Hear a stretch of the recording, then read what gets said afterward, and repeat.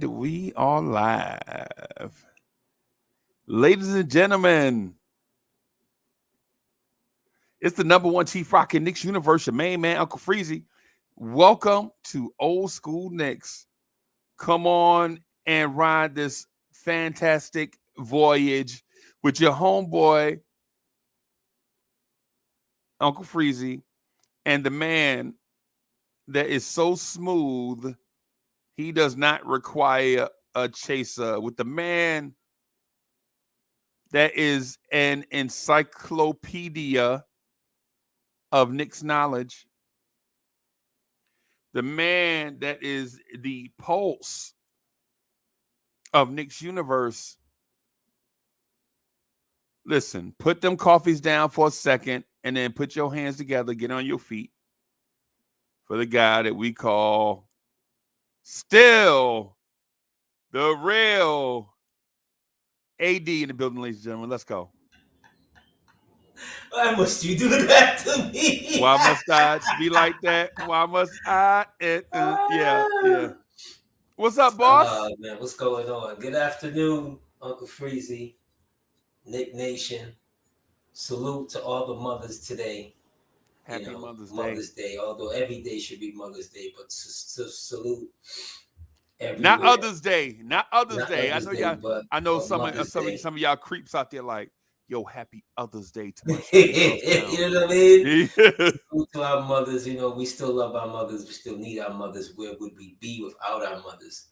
Right. You know what I'm saying? So salute to all, to all the mothers out there and so forth. So what's going on, Uncle Freezie? Where we at with it?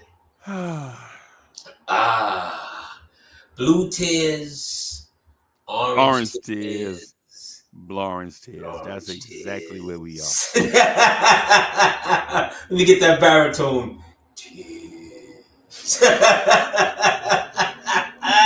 Uncle Freezie. What's good? I've been keeping a buck with everybody. I'm salute to the chat and those who are coming in. You know what I mean? On Friday night after the game, I told Freezie I can't do it. I text Freezie, I can't do it. I need a break. I can't. Right. The emotions were so raw, was so ugly, feelings, because once again, we found a way to pluck prosperity in the eye. Of course. And go another way. Of course. And go another way and so forth. And maybe if we had went on that Friday night, or if I had hopped on, or Saturday I hopped on, or something, our perspective wouldn't have been proper and fair, because it was just so raw after the game. And I had maybe emotions make you cry sometimes. Yeah, man. It was an ugly feel to Friday night. I mean, oh my God. But we're here another day, to talk about it, to add to the tears amongst so many other tears that we've had over the years. So give it to me, Freezie. Down the stretch, after the game, what is the Freezie? Because I didn't watch anything. I've been like radio silence for the last basically 48 hours. So I didn't watch anything. Yeah, I've been busy. I've been kind of busy working on side projects to kind of stay out of that weird fight in the airspace. You know what I mean? You remember Trey on Boys in the Hood punching, fight in the air? You shadow boxing. Stop it. You can appreciate that. Hey, for real though, for real. Keeping it. Yo, DSJ in the building. All I'm gonna say is emotions make you cry sometimes. That's all I'm gonna say about that. DSJ. That's to my man DSJ, right? But yeah, I've been trying to. I've been walking the dogs and out and up and about, trying to get more mobile on this knee, man. I'm about 65% there on this leg. So and then been working on some stuff behind the scenes, So you haven't had your come to Jesus moment with what has happened. Is that basically what you're saying? no, I'm dodging it. You're dodging it. Okay. Yeah, yeah, Well, yeah, we yeah. are Because here this afternoon. Pastor no, Freezie. hell We no, we are ain't. here this Hell afternoon. no, we ain't. Pastor Freezie. And No, the we ain't. congregation is the chat. And we're gonna need I'll leave you up here for 2 hours. need I'll leave AD up here by himself for 2 hours. All y'all see is that y'all look at that Iceman post, that Harlem Nights poster behind me for like 2 hours. Yeah, man. we Yeah, I can't get because that. because I get it. I know reckoning soon come, right? I know reckoning soon come, but I'm not mentally and emotionally. I'm not in that place where I'm prepared for anything outside of the Knicks playing basketball tomorrow, right? And I know the Knicks are not playing basketball tomorrow. Yeah. I know that. I'm not being ridiculous. I'm saying I'm mentally prepared for the Knicks to be playing basketball in June, Absolutely. right? And so now that we are no longer playing basketball. I don't have, I don't have a, uh, what you might say is a, moment of truth. I don't have that yet. I don't want to have that moment of reckoning yet. I just want to gather my thoughts. I want to prepare myself, right? Because I don't want to, man, get up here. And because Friday night, I said some reckless stuff, man. Friday night, I was like, fire Tibbs. I was up here Oh, like, word? yo, Friday night, we did an 8-hour show, 8 hours Ooh. straight talking back to back, no breaks. Mm, mm. Right. And so now, and I don't want to be that. Y'all don't know me for that. And so I don't want to be anything other than what I am. Mhm. Right. That's all I want to be is the best version of myself, man. I don't care about nothing else. I'm not like phony baloney. Like I ain't trying to impress nobody with nothing. And I hope y'all don't be trying to impress me with nothing because I don't buy that. You know what I'm saying? I'm just like, you know what I'm saying, a regular Joe. That's the way I like it. You know what I'm saying? Right. And so Friday night, I found myself even getting outside of that, outside Mm. my comfort zone. Fire everybody, even Randall, trade RJ, quickly a bum. You know what I'm Every, saying? And everybody so, was getting it. Everybody was getting it. yeah, yeah. Yeah, You know that emotional space yeah. when something bad happened, and then you are emotionally offset while you mourn. You You know how spent. while you mourning something, you get emotionally offset about stuff and so You totally spent. yeah, yeah, Totally the space. It's that you know, and it's that where I think our because I think you're honest in how you feel about the team. You know, and even though we don't always agree, we shouldn't always agree, right? And I know I'm honest when I'm talking about these Knicks. You understand? And how I feel about players and team building concepts right, and where do you go? You see, and I want to go back to Atlanta because to me, and the chat can tell you, anyone can tell you, the regular season is nice, but I always say, wait till we got to get back there and let's see where the growth has been with, especially the players who were here at that time, right? Because this would be the second out of 3 years making the playoffs and so forth. And, you know, what are we going to look like at that time? Now right. you come forward.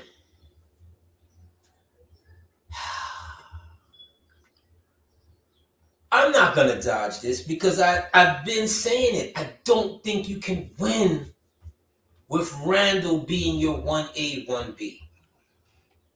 And that's not to just kick in Randall's back. Okay? That's not to just kick in Randall's back because I had a lot of shrapnel for RJ as well. But we're going to start with Randall. okay? Because he's been the guy who's been here, you know, and when he got here, I don't think that he really understood what was gonna be like to being the new big guy in town, right? And it didn't start off well. Okay, we know Fizdale. We're not gonna even get into that nonsense here today. At least not now. Right. And it got better. No matter how it got better, it did get better, and he was a part of it getting better to the depths of or the heights of, you know, a second All NBA, player, which means you're one of the top 15, you're one of the top 10 players in the game. You understand? Right. And it's his. Did he grow in that step that we needed him to be, along with Brunson? In my opinion, the overall thing is no. You're gonna either have to get him out or to get other pieces. So when he's having his moments like this, someone else can help out. Excuse me. In these key situations, because what I saw was a dude, and Freezie, you've been around the game long enough that all of a sudden your superstar has to just go black. Right. He just has to go get out of the way. You're not getting it done. Right. I have to do this. Right. And no one else is capable of giving a 5'10" man, 10-inch man the support that he needs, to where it's that obvious. Like, where's RJ? Right. And for the Knicks to get to where they need to get to, they have to be honest with themselves. Like, it can't be another Fournier, Kemba Walker bring in. Right. It just can't. Okay. And if it is, we're gonna be here next year the same time saying the same thing. Okay. And it's not, and I'm never gonna come on like I heard some of the foolish take killing the man because he comes off the out of end of the game and go and kiss his wife. Who the hell you want him to kiss? The coach? Right. Yeah. Who cares? Yeah. That's How is that a part of the narrative? Kenyon, Martin? Yeah, that's a little. Yeah, that's a little soft. That's a little soft, bro. I still remember you failing against Indiana. Yeah, you remember he quit on the Knicks in the game. He wouldn't go back in the game. You remember that? When he lobbied to start. Yeah. These dudes talk a lot, bro. That AD, that's one of the things that I caution people about, bro. The microphone, the microphone is like a drug, bro. You people get, when you get a microphone, a chance to talk, it's intoxicating. Sometimes people get on a microphone and they'll say some of the bizarre mess you ever heard in your life because the microphone will do that to people, bro. Kenya Martin know better. Kenya Martin has the same attitude as a player as Julius Randle. And now that he older, he 20 years older than Randle. Now he out here criticizing Randle. Come on, bro. For not even a game. Not even the game. How is Kenyon Martin questioning somebody's heart, bro? Kenyon Martin has never been the number one on nothing. Kenyon Martin has never been nobody's number one. Kenyon Martin has never been anybody's number two. Kenyon Martin has always been the third or fourth best player on a good team. Always. Bro, Kenyon Martin, we remember you being a fourth guy behind Jason Kidd, Richard Jefferson, and Vince Carter. Come on, Kenyon Martin. Come on, bro. God, you're killing a guy for just utter nonsense. Right, bro. Like get into the analysis of his game and why does he fall short in these Right, moments of truth right. when you really need him. How about Kenyon Martin? How about tell the world how difficult it is for a power forward to get buckets against a set defense? You know what that feels like. You were a power forward that found it difficult to get buckets against a set defense. And now you out here criticizing Randall hard. Come on, bro. Yeah. Now did Randall give his best effort? Listen, listen. That's a totally different conversation, right? But for that man showing love to his family, bro, Kenyon Martin is That's mad just soft for that. ridiculous. It's ridiculous to bring again, we started off the show what saluting our mothers. Right. You know what I'm saying? That's that's the man's wife, for crying out loud. I mean, come on, yeah, man. Like relax, but just to sliding away from that, and I don't want to be the guy to kill Randall Freezie. It's never my thing to kill someone who's on my team or the guy to kill RJ. Okay, but if the Brunsons are the new power, and I mean son, father, father, son, but on court son, where are you going to get him the help? You can't go back into this again next year with the same thing, believing that, okay, another year, more growth, more this, more that. The same problems are going to raise its head again in the moment of truth.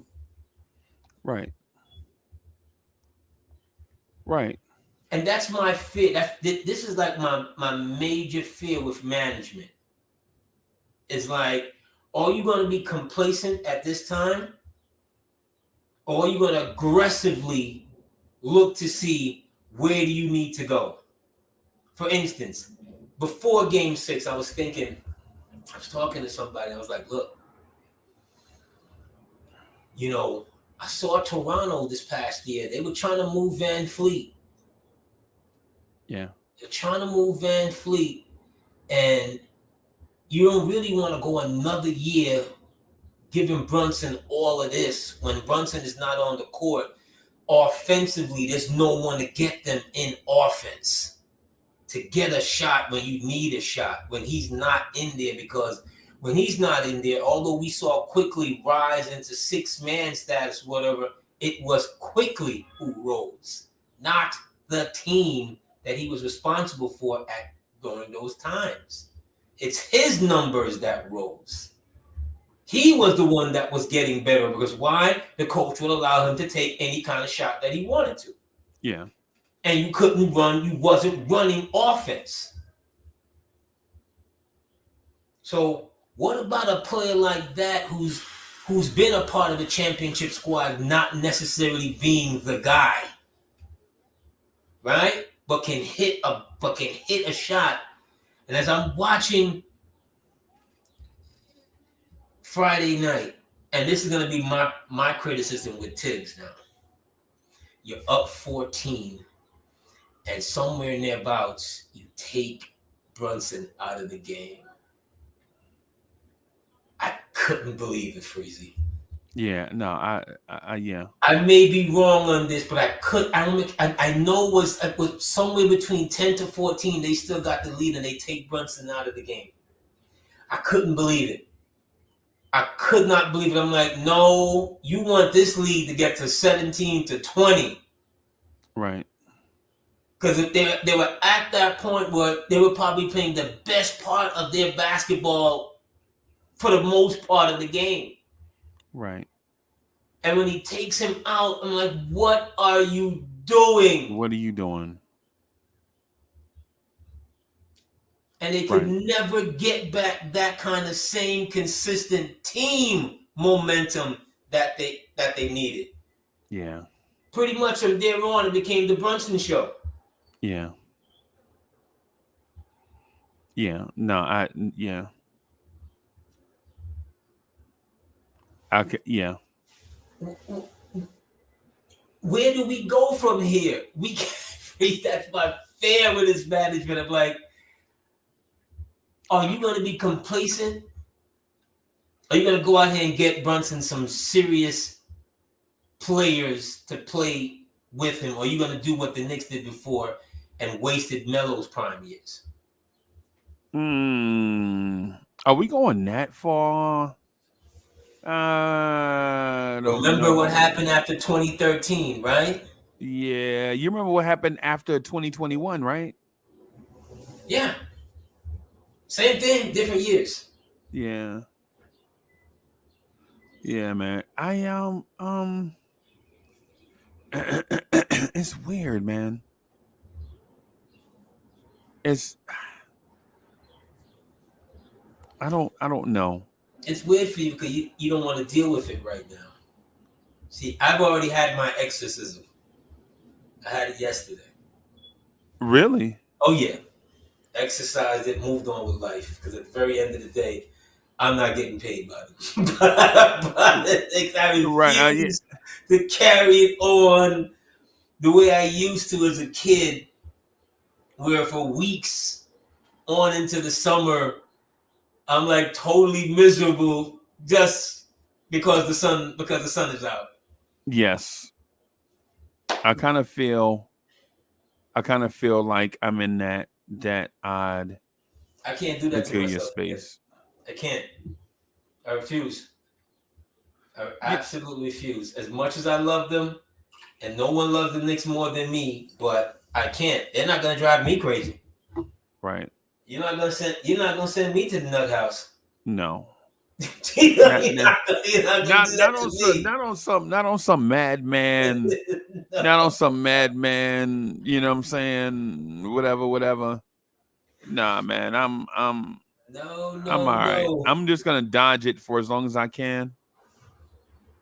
So yeah, No, I man. had to exercise it, move on, and start thinking about what could they do, what should they do Right. going forward. And I think I was listening to Bobby Marks sometime yesterday, and he was going over like their salary cap situation and the amount of Yeah. picks, and could this year's Dallas pick could turn into their pick as well, and it just makes you start moving on. Because if Yeah. you don't move on, and there's going to be a lot of us out there, we're going to go over this the entire summer. That's to be expected. We're going to Yeah. go over this into next year. That's to be expected. We're going to Yeah. go over this until we finally win the championship, Freezie. In our minds. Yeah, Yeah. that's just it. We're going to go over this until we finally are able to put coach to player, player to coach, organization to team, team to fan, to we're all on one accord to win the championship. Right. And you Right. have enough pieces and not enough horses to get it done. The right guys, the guys who are not feeling, for me, I, I, the post press conference, when guys are out there trying to say the right thing, because they don't want to let their real feelings go through. Why? Right. You know what I'm saying? Like, it's time to be your most honest with the team, the organization, whatever. We don't, we didn't get it done, and I wish that I could. No, we're not gonna stop until we do get it done. Right. I'm gonna look within myself and in my game. What can I do better? All right. Let me do this real quick. Something has to change. Right? Something has to change. Right? Because Tom Thibodeau is a driver, right? But he's a bus driver. He's a school bus driver. He's not a long road trucker. right? Tom Thibodeau, Tom Thibodeau is great in this moment of taking the kids to school. That's it. Tom Thibodeau is not he not Tom Thibodeau is not driving trailways. You feel me? Like Tom Thibodeau ain't driving the New York to Washington D.C. route, right? He not doing that, and it's clear, and it's clear in how he handles Randall and RJ. I think Tom Thibodeau has the handcuffs on Randall's and RJ so bad that you don't even know what you're looking at, right? When I Yeah. watch other offenses in the NBA, Tom Thibodeau runs the most basic offense. It's like watching Bill Parcells' run game, right? That's what it's like watching Tibbs. It's like watching Bill Parcells' run game. He gonna run Joe Morris and Otis Anderson and Rodney Hampton up the middle until the wheels fall off. And then when the wheels fall off, he gonna trick you by running Dave Meggett on a toss to the outside. But notice he did not want to throw wrinkles in there. He like, oh, okay, when they clogging up the middle, we'll get Dave Meggett to run on the outside, right? The point that I'm getting at is when you value defense more than life itself, you don't want to hear nothing about offense, bro. You know what I'm saying? I personally think this is my opinion, and for better or for worse, I think Tibbs is the reason why the Knicks can't take the next step. Now, with that said, is Tibbs a fine coach? Yes. Tibbs is an excellent coach. But there are certain things out there with the old school coaches. AD, and listen, and when I say old school coaches, I'm talking about Tibbs. Tibbs is the type of coach that I used to have in high school, right?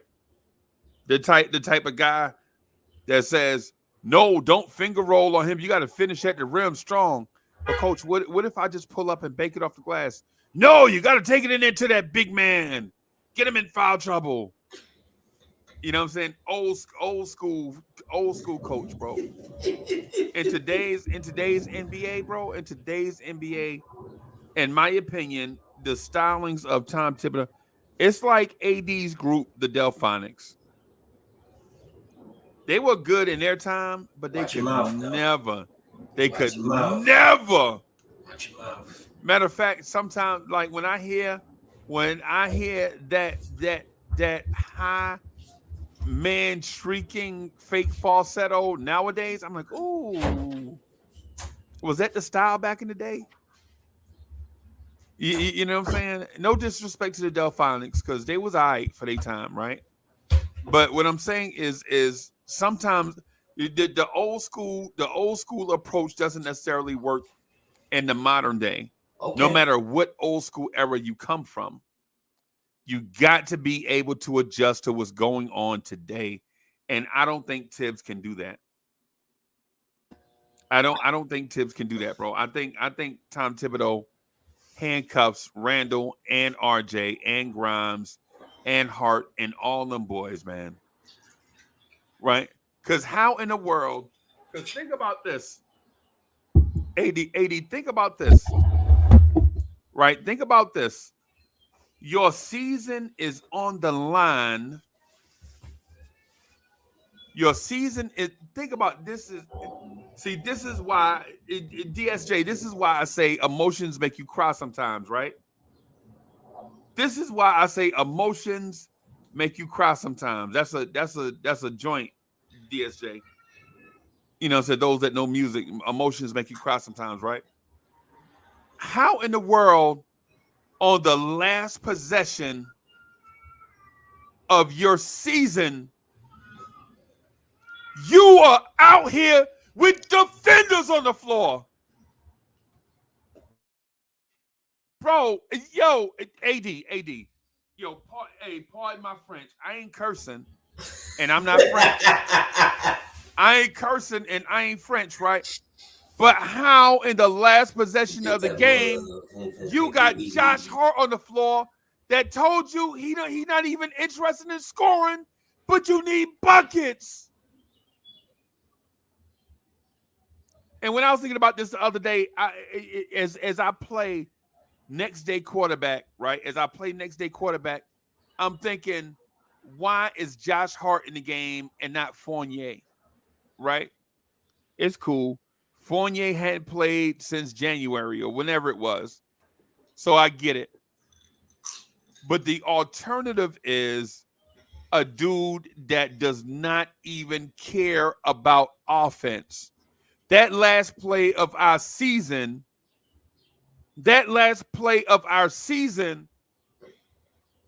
Grimes was wide open in the corner for three.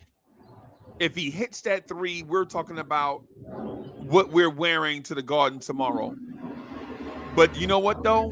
Grimes is a young player. In that moment, instead of going to his spot, he should have went to the best spot available, the best open spot available. But when young players do young people stuff, right? We out here with defenders on the floor. Jalen Brunson get trapped. He turned it over. And then we at the press conference like, yeah, Julius Randle young, man. We going to make it back. Don't worry about it. We'll be back. No, bro. No, bro. No, bro. No. Thibodeau, there were points all along this series, and I didn't want to point it out to make it seem like I was a Thibodeau hater. I'm not a hater for Thibodeau. I'm a supporter of Thibodeau, right? But my thing is this. In that situation, why in the world do I have a Lawrence Taylor type player on the floor when I need offense, when I got a Jerry Rice, Randy Moss type player on the bench? Because even if you make the shot, right? Even if the Knicks make the shot, there, right? The Heat down by one, and I think this is the scenario. I may be wrong. Y'all correct me if I'm wrong. I know y'all like to do that, so correct me if I'm wrong. Even if the Knicks make that shot, go up by one, right? The Heat either have to call a timeout. I think they have one. And during that timeout, you can substitute your defenders in. Or if they don't call timeout, the clock is still running. Tick, tick, tick, tick, tick, tick, tick, tick, tick. They got to come down and get a shot off against in transition. Thibodeau, like, where was Obi in that? And why didn't he attach Quentin Grimes to Jalen Brunson so Brunson can have an outlet back out to the perimeter? Josh Hart, listen, man, Tom Thibodeau makes me so freaking AD. I swear I can jump my fat rump out of a plate glass window, bro. You remember the cowboy movies when they used to throw the cowboy out the saloon? They used to throw him out the door be right there, but they ain't throw him out the door. They threw him out the window. The window like 2 feet to the left, the door 2 feet to the right, and instead of throwing him 2 feet to the right, they throw him out the plate glass window. You know what it sounds like to me, Freezie? It sounds like emotions make you cry sometimes. Black emotions make you cry sometimes. And what I said 15, 20 minutes ago, that you needed to have your exorcism, sounds like you're having your exorcism. These are my thoughts, man. These are my thoughts, bro. Brethren, listen. Sounds like you're having it right now, and it's okay. Brethren, listen. And brethren, listen to everybody in the chat. Y'all check me out, man. Listen, the thing I'm saying to you is I know it's easy to blame RJ and Randall in this scenario, right? But bro, the coach has to do. They have to listen to the coach, bro. I agree with you, Freezer. And you brought up some things. Well. Why did he hide Grimes in the corner? Why you hiding Grimes? I I don't care, totally agree with AD. you. I But don't care if he had that been missing, bro. that's a part of today's basketball in the belief of spacing. You see, but you're spacing him off of where he's not close to your best ball player. And for him to get him the ball, he's going to have to do a jump pass and pass across court and probably get the ball stolen. So it's kind of like, the theory of who was always on Michael's left. Tito. Not Tito, I mean Jermaine. Right. Because it's about, the chemistry that you have with certain players. So Yeah. I get you there. I'm no doubt. I get you there, Freezie. And it's a part of the gumbo. It's a part of the mix on what's wrong. Maybe he's not the right coach to get us to that next step. And I'm fine with it. I know one thing, he's gotten you to 2 playoffs in the last 3 years. Management's not about to fire him. They're nowhere near thinking like that at this time. And not from what I see, unless they blame him for that collapse, which, hey, if they, which they're probably going to have their exit meetings in another day or two, whatever, they have to take a fair analysis at everybody, coach included. I don't like the fact that he didn't set our guys up for success. I don't like the fact that he didn't set up Grimes for success. I don't like the fact that he didn't set up Quickly for success. I don't like the fact that he didn't set up RJ for success, man.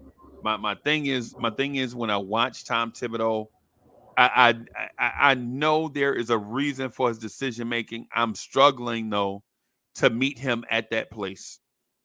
Why do you have a defensive lineup in the game when you need buckets?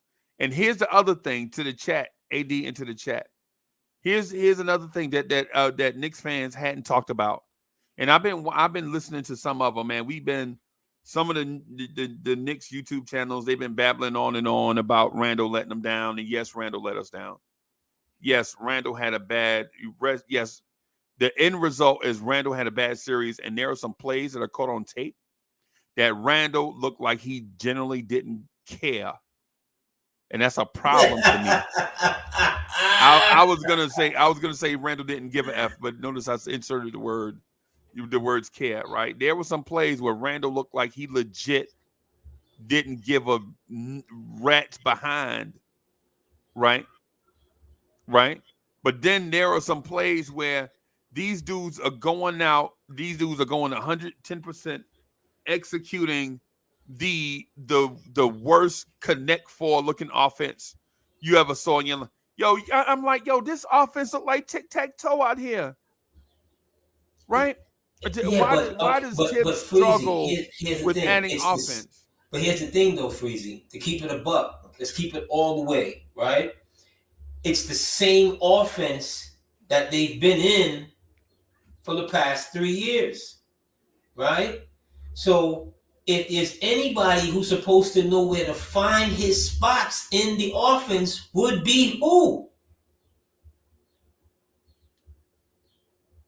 See what I'm saying? It's like when I hear Lamar, when they would throw Roman, the offensive coordinator from the Ravens, when they throw him under the bus as to why Lamar hasn't gotten better and da da da. I'm like, but hold on.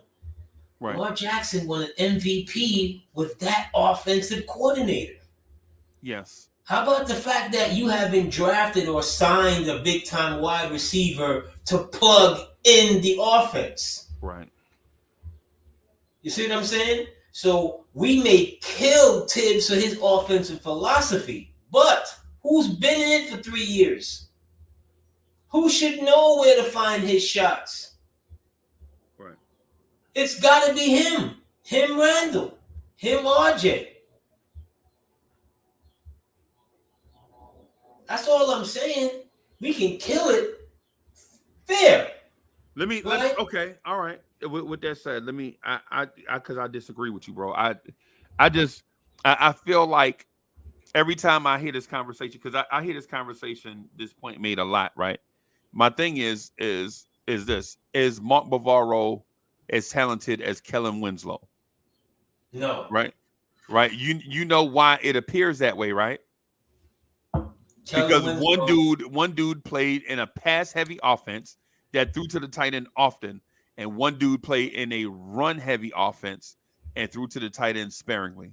And the run heavy offense won a Super Bowl, and the passing offense got nada, but pretty But numbers.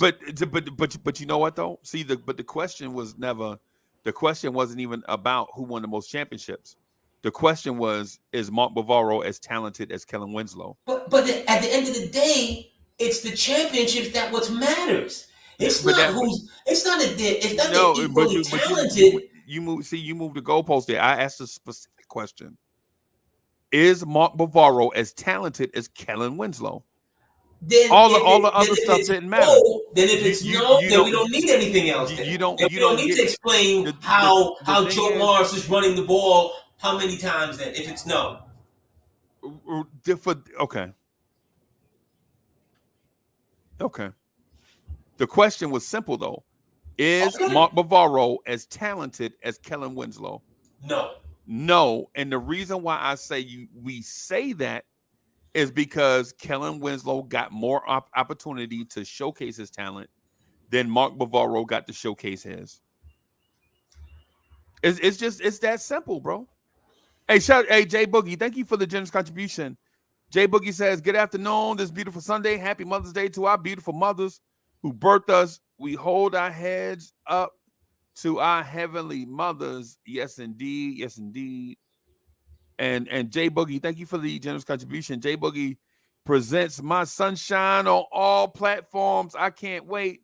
I'm ready to try to find it on Spotify right now. Salute J Boogie. Salute. Salute Jay Boogie. And with a DS DSJ, I'm sorry. AD, what I'm getting at is this. Other teams showcase their talent or find ways to put their guys in the best position to thrive all the time.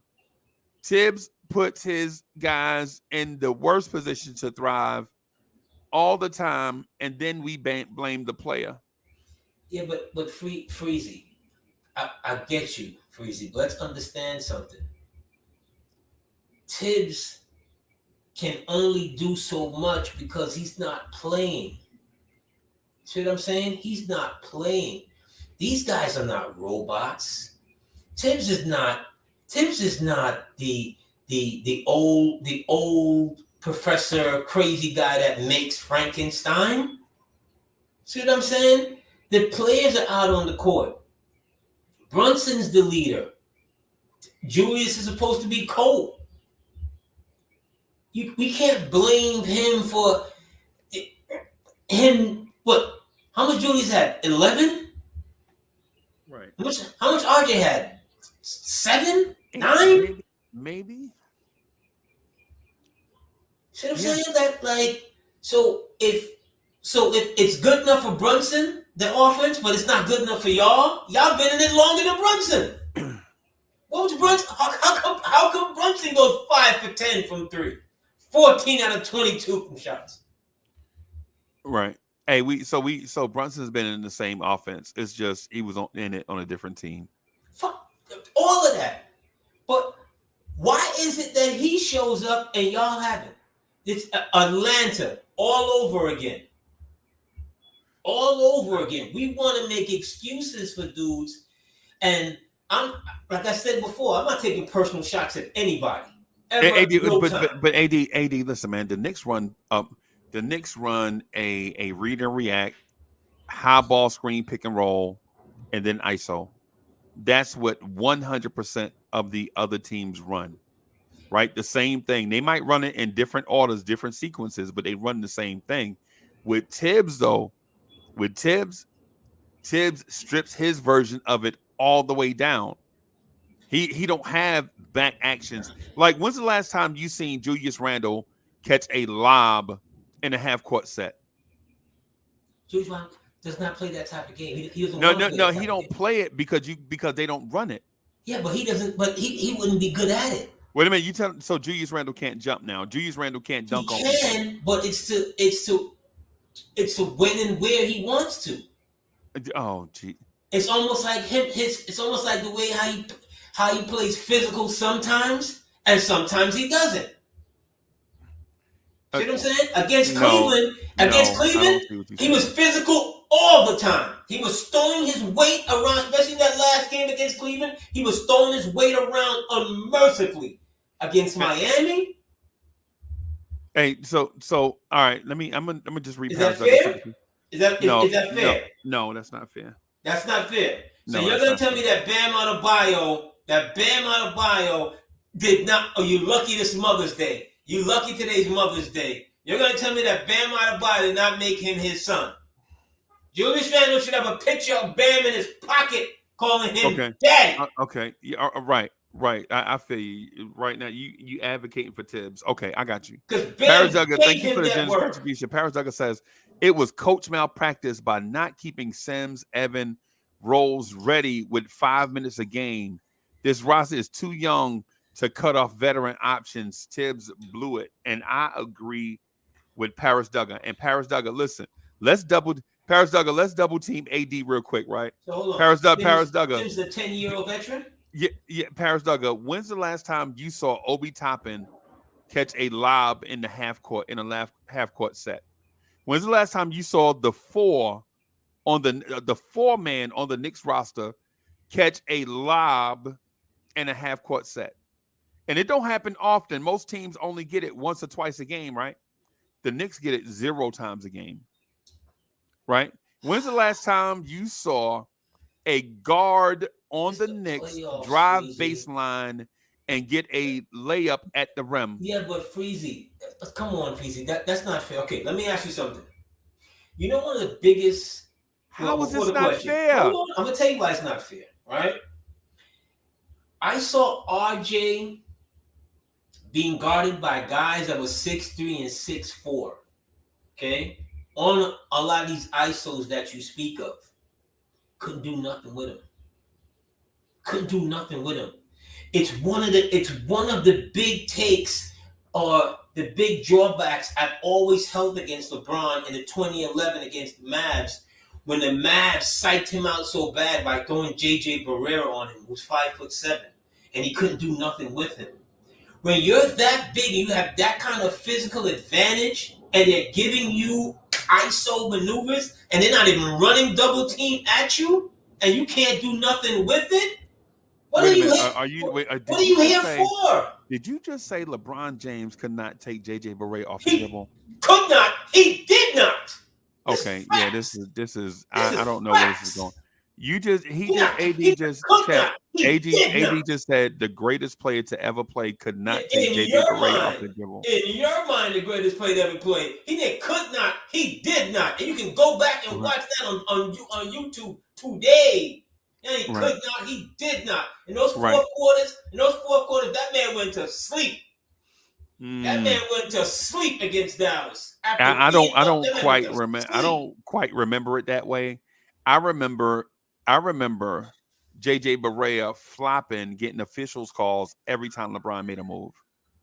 That's what I remember now. I remember the Dallas Mavericks flopping every time. So what was RJ's excuse? He got Vincent guarding him. He got Lowry guarding him. He got another small person guarding him. What was his fault? What was his excuse? I remember JJ Barea flopping with LeBron when he guarded LeBron, and every time LeBron went into a move, it was neutralized, not by because now we're saying that LeBron James, probably the most physically gifted athlete to ever play the game, couldn't go by a dude named JJ Barea. He did not. He could not. He did not want to. He shied away from the bucket in the fourth quarter the entire series against the Mavs after they went up. Where they go up 2-0? Yes. For the rest of that series? For the rest of that series, he did not. You know it. Don't rewrite history. Yeah, I'm not rewriting history. You know what? I was alive then too. I was alive then too. I had the ability to watch the game. I saw those games, bro. All right, so I asked you a question. We So I asked you a question. Who you- we acting like JJ Barea put the Timmy on LeBron James. Absolutely, No, absolutely did, no, absolutely did, no, that no. absolutely did. But I asked you a question. So who do you blame for RJ's lack of being able You to hadn't been listening to impose me the his whole time. physical superior? I told you hadn't been listening to me the whole time. You blame Tibbs for that. Yes. Tibbs doesn't create back action. Yo, it's not just me, bro. Monica McNutt called him out in January. JJ Redick called him out last week. I love Monica. Right. Shout out And to Monica. I say the same thing. But I And AD won't disagree. argue with JJ Redick. He won't argue with Monica disagree. McNutt, but he'll argue with Uncle Course, Freezie. I will not argue with Monica McNutt because Right. And we are all saying the same thing, bro. Chat, listen, did y'all see JJ Redick call out Tom Thibodeau's basic offense last week? It's the same thing that we had been saying the whole time. And Monica McNutt called them out early in the season. There are no back actions on this offense. Right? So, When's the last time? So Tibbs is holding them back. Like, yes. Okay. Like how Joe Gibbs held back his great receiving core. You remember the great receiving core Joe Gibbs had with the Redskins? But they won with Charlie Brown and Art Monk and all them guys. But they won 3 Super Bowls under Joe Gibbs. But they run with the ground game, right? It's fine. They won with the Hogs. They won with, and also AD, just real quick, they won with 3 different quarterbacks too. Yes, because why? They ran the ball. That was his philosophy. They ran the ball. And so, thank you for bringing up that point. How many championships has Tibbs won? As a head coach, I already know the answer to that. I already know the answer to it, and I'm not Freezie. I'm not disagreeing with you, Freezie. I'm not saying that he couldn't be more, imaginative and so forth during the regular season to make things, a bit easier during the playoffs. But in the playoffs, Freezie, more times than not, you're gonna play to what you've been playing to the entire season. You're not gonna come up with things that are new and different. That's what losing coaches do. But winning coaches make adjustments and then adjustments to the adjustments. And then they make adjustments to the adjustments to the adjustments. That's what winning coaches do. Losing coaches say stuff like, he's still a young player. Okay. Freezie, I'm not disagreeing with you, Freezie. Okay, I can see your point in this, no doubt. No doubt. But all I'm saying is we blame Listen, Randall deserves to be blamed because some of that half rump behind effort he was given, that's not playoff basketball. Okay. Right? But at the same time, you could see with him and RJ and others are handcuffed by a guy that is out of his element. And if he don't change, you got to get him out of here. There is no what. Listen, man. Freezie. A chair is still a chair, right? Even when no one is sitting there. Right. An open shot is still an open shot, no matter how you got it. Okay. You understand what I'm saying? If the rules are the same for Brunson, and Brunson has to literally take over the game, okay? Why did Brunson have to do that? Did Tibbs tell him to take over the game? Or Brunson just saw, you know what, these guys don't have it. I got to do something. Yeah. You can blame Tibbs. I mean, there's enough blame to go around, Freezie. I'm not saying it's all Randall. I'm not saying it's all RJ. But I'm not gonna pick at the low-hanging fruit. I'm not gonna pick at a Grimes. I'm not gonna pick at a why he didn't play D Rose. Are we surprised he didn't play D Rose? It's like back in '94, we were surprised he didn't play Blackman. Once he took Blackman out the rotation, Blackman was done. Once he took D Rose out the rotation, D Rose is done here. But okay, so the Blackman thing is something different, and you know this, right? So Rolando Blackman, the reason why the Dallas Mavericks don't have championships right now is because of Rolando Blackman. You remember Mark Aguirre, Dale Ellis, and Rolando Blackman. You remember that. You remember Dale Ellis started his career in Dallas with them, right? Absolutely. Derek Harper out of Illinois. Remember that? Roy Tarpley, all of them. Right. All of James Donaldson, all of them, right? All of that. Right. But you remember how Rolando Blackman looked shook to death. You remember the Seattle series where this dude couldn't even dribble a basketball. He was so scared. I know you remember this. This is Tom Chambers' second year in the league, I think. It's Tom Chambers and I think it was downtown Freddie Brown last year in the league. And Seattle is out here with a bunch of cast-offs and Tom Chambers. And Rolando Blackman and Derek Harper. I would just wish I could. Whenever I see them face to face, bro, I'm gonna call them liars to their face. But if you calling them liars, they suckers, bro. They suckers. If you calling them liars and they suckers, what is Julius and RJ? Man, listen, man.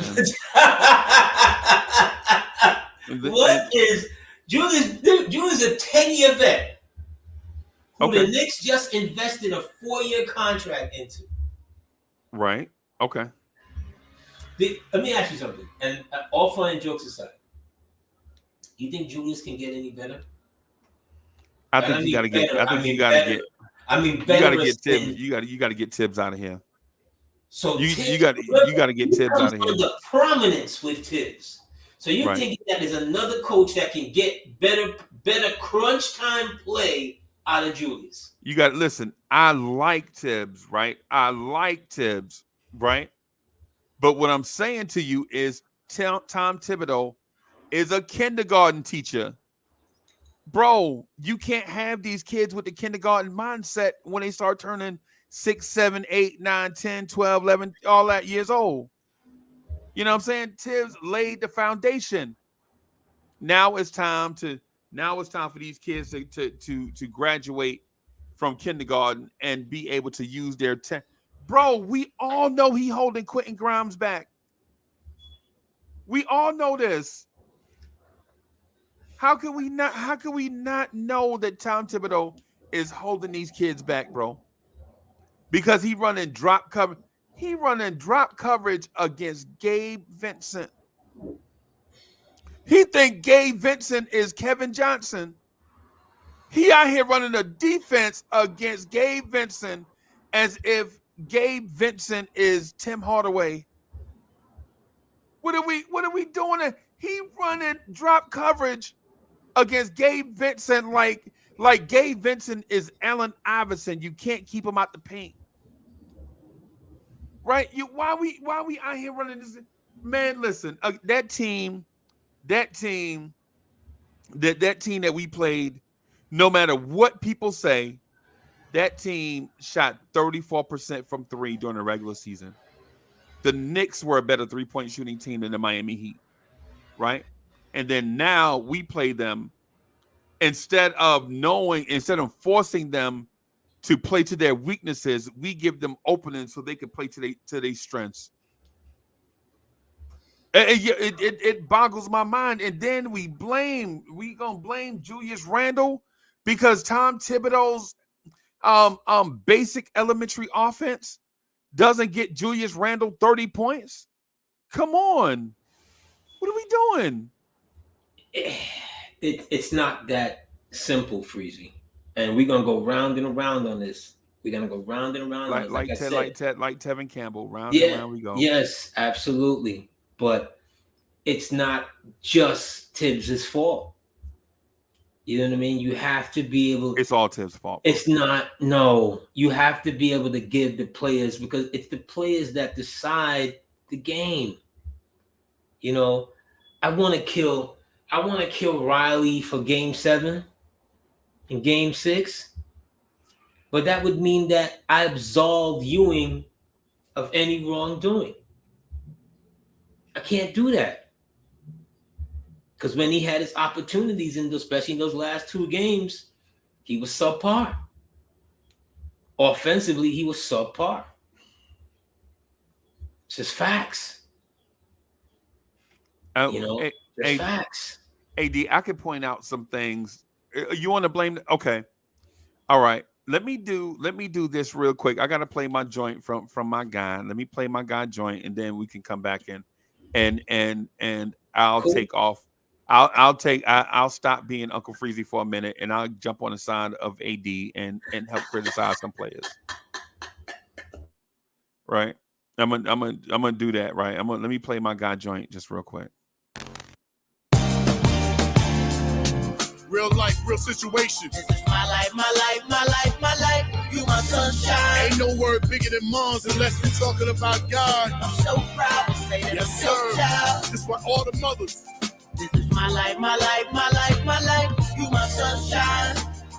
Through the clouds to see your smile. I'm so proud to say that I'm your This for your child. moms, my moms, they gave us all birth. I be the last, but blessed to say that I'm the first. The 9 months feel like years ago. Too many years. My tears drop, my eyes face where heaven flows. Whoever thought I'd be seeing her from TV? No, I miss your beautiful smile when you see me like that's your child. Mom finally made it. I made it. Made it through all the ones you know that hate it. You know the ones that said you had a bad child and couldn't see nothing good in my lifestyle. I'm feeling sorry for the things I did, like stealing candy out the store as a little kid. My first beat, you really taught me a lesson. But what it was, you really gave me a blessing.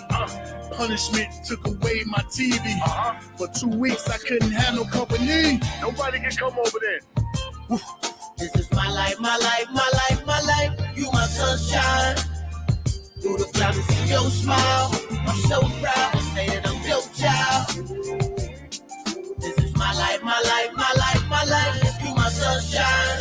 Every mother in the world. Glad to see your smile. I'm so proud to say that I'm your No more child. pain, no sorrow, she in a better place. Look in the mirror, reflected, I see my mom's face. My first step in my life after my last call. When Pops left, still showed me how to play ball. Showed me the difference from a dad and how to be a father.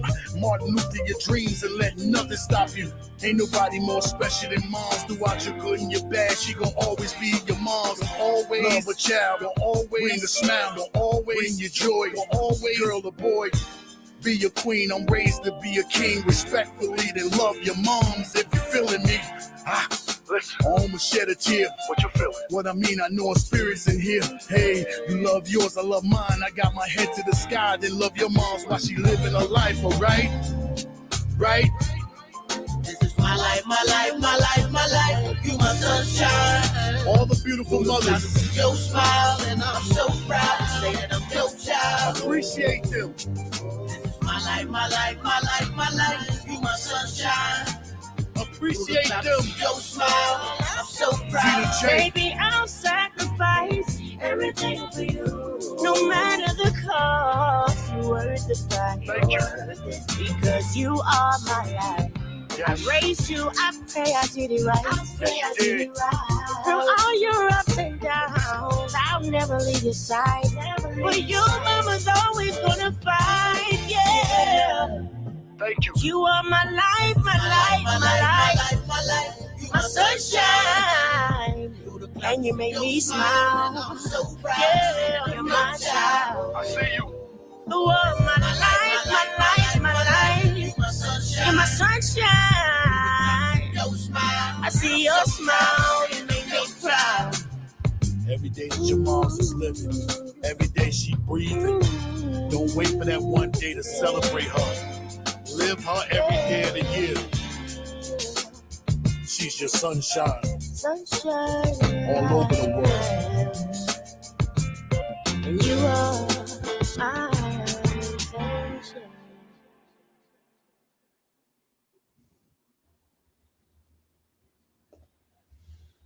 Yeah, that J Boogie.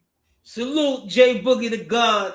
Hey, salute J Absolutely. Boogie. Salute All to our J Boogie. sunshines out there, to our moms. My God, yeah, my God, Salute. J Boogie, man. Salute. That was fitting right there. Very nice. Very Yeah, nice. man. Very Yeah, nice. man. Yeah, so all right. So I'm gonna stop being Uncle Freezie for a little bit, and I'm gonna just jump on AD side so that we can talk about the players' culpability, right? Hey, so AD, so what did the players do wrong that they could have did better despite the Tom Thibodeau? Hit shots. Okay. Because remember, a lot of those same threes that they missed in these playoffs, There was money throughout the year. But when the money's on the line, Freezy, and that's always going to be my point. Regular season basketball is great. It helps time go by, makes you get an appreciation of the day-to-day skills and so forth. But when it Right. gets to the playoffs, Freezy, you're not the I coaches. already, but AD, I already know all of this stuff. Okay, What I'm talking about is stay true. what did the players do wrong that they could have did better? I mean, I Hit understand. shots. Okay, Shots. Play okay, play in the same aggressive tone, the same nature that helped them to win 8 games one time and 9 games one time. Stay with that same tone, and it was not the same. It really wasn't. yeah. It sound like to me that you don't want it, that you kind of dancing around. I point out some stuff specifically though, if you want me to. By all means, Uncle Freezie. We When here. the when This is the when conversation. the Knicks were down by 2, 77-75, Obi Toppin gets fouled and goes to the free throw line. Right? Right. Obi Toppin shakes the first one, and you could tell he looked shook. He shook the first one in, and he looked like a nervous wreck. He looked like the IRS was in his living room. Right? He at 77-76, he has one more free throw to tie the game. So now you can coach the game differently. And you know what he does on that free throw where he can tie the game? He missed it. Okay. He missed it. Right. Player what? Right. And so since we criticized, since the players could have done better, that he could have done that better. Right. Man, I messed around and left the side door open so the dog can come in and the fly got in. God dog it. But anyway, so down by so that since we criticizing the players, and I didn't want to do this, but AD brought it up. So here's the Blame thing. AD. Here's the thing. When the Knicks were down by 1 and the Miami Heat have the ball, right? The defense is stifling the Heat. They can't get a shot off. All of a sudden, Josh Hart goes into the paint to hunt for a rebound, but he leaves Caleb Martin wide open at the top of the key for 3. Right? And mind you, this was a team that shot 34% from the floor from 3, right? He leaves Caleb Martin, an athletic non-shooter, with 12 feet of space to knock down an open jump shot. And you know what happens? He knocks down that shot and gives the Miami Heat a 4-point lead. Instead of staying with his man, right, Josh Hart goes into the paint to hunt for a rebound with Julius Randle and Mitchell Robinson are. He goes down there with them. Instead of defending on the wing, leaves Caleb Martin wide open for 3. And now it's a 4-point lead. Right? And then after that, the Heat get fouled. They go to the free throw line and hit free throws. Now it's a 6-point lead. Low hanging fruit. No, these are players. This actually low happened. hanging. No, this fruit. actually happened. You should be ashamed of yourself. AD, I don't know where the conversation going, bro. Hanging I don't. fruit. You want to pull that the 9th and 10th guy off the bench. No. Yeah, those are the ones that you I don't know where we going right now. I'm confused. Bump Randall and his 10 points in the series finale. Bump RJ and his 1 for. These guys just got brand new contracts of over $100 million. In Josh Hart's, if Josh Hart dream about making $100 million, he better wake up and slap somebody. He's not getting that. Okay, so just because okay, I don't have nothing else to say. On you. I don't have nothing else to say, bro. Shame on you. That's absolutely AD, I don't have shame on you. Chat, what else? Chat, what else we got? Chat, what y'all got? Because I don't have nothing else. Because you blame the players, and then when I pointed out what some of the mistakes the players made, when I told you I didn't want to, and you dragged it out of me, and then I said, you know what? As a matter of fact, what I'll do is I'll be completely neutral. I'll step aside how I'm feeling, and I'll point out some things. And then when I pointed out those things, now you're saying that it's not the player's fault. No, that's not what I'm saying. I'm Right. saying it's not the low hanging fruit's fault. It's not the guys that are making chump change. It's not a Not their professional fault. NBA player's fault, right? No, it's not. No, no, not overall. No, because we don't expect them to be nothing more than supportive ball players. Okay. The guys who we expected.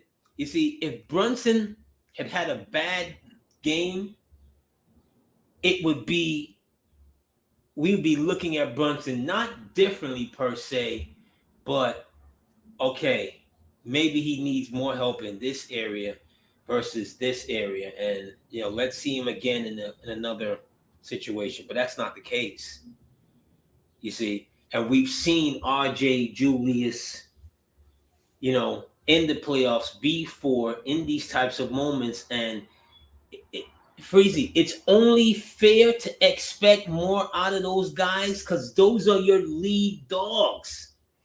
Right. Those are your lead guys. Right. One of those guys is the overall number 3 pick, which is I think he's like the 3rd or 4th highest draft pick in Knicks history. Okay. Right? It's not unfair to criticize him here today in moments yet again. How are we gonna fairly talk about team building? Let's remember something, Freezie. They tried to trade him last year. It's not about team building. Is that not true? It's not about team building, bro. It's about Game 6. We're talking about the conversation. The conversation was based on Game 6, not about what happened last offseason and what's going to happen in this upcoming offseason. But if right, I'm criticizing Tom Thibodeau criticizing Tom Thibodeau, and I used examples from this game. I'm not criticizing Tom Thibodeau from anything else. It's beyond this game, Freezie.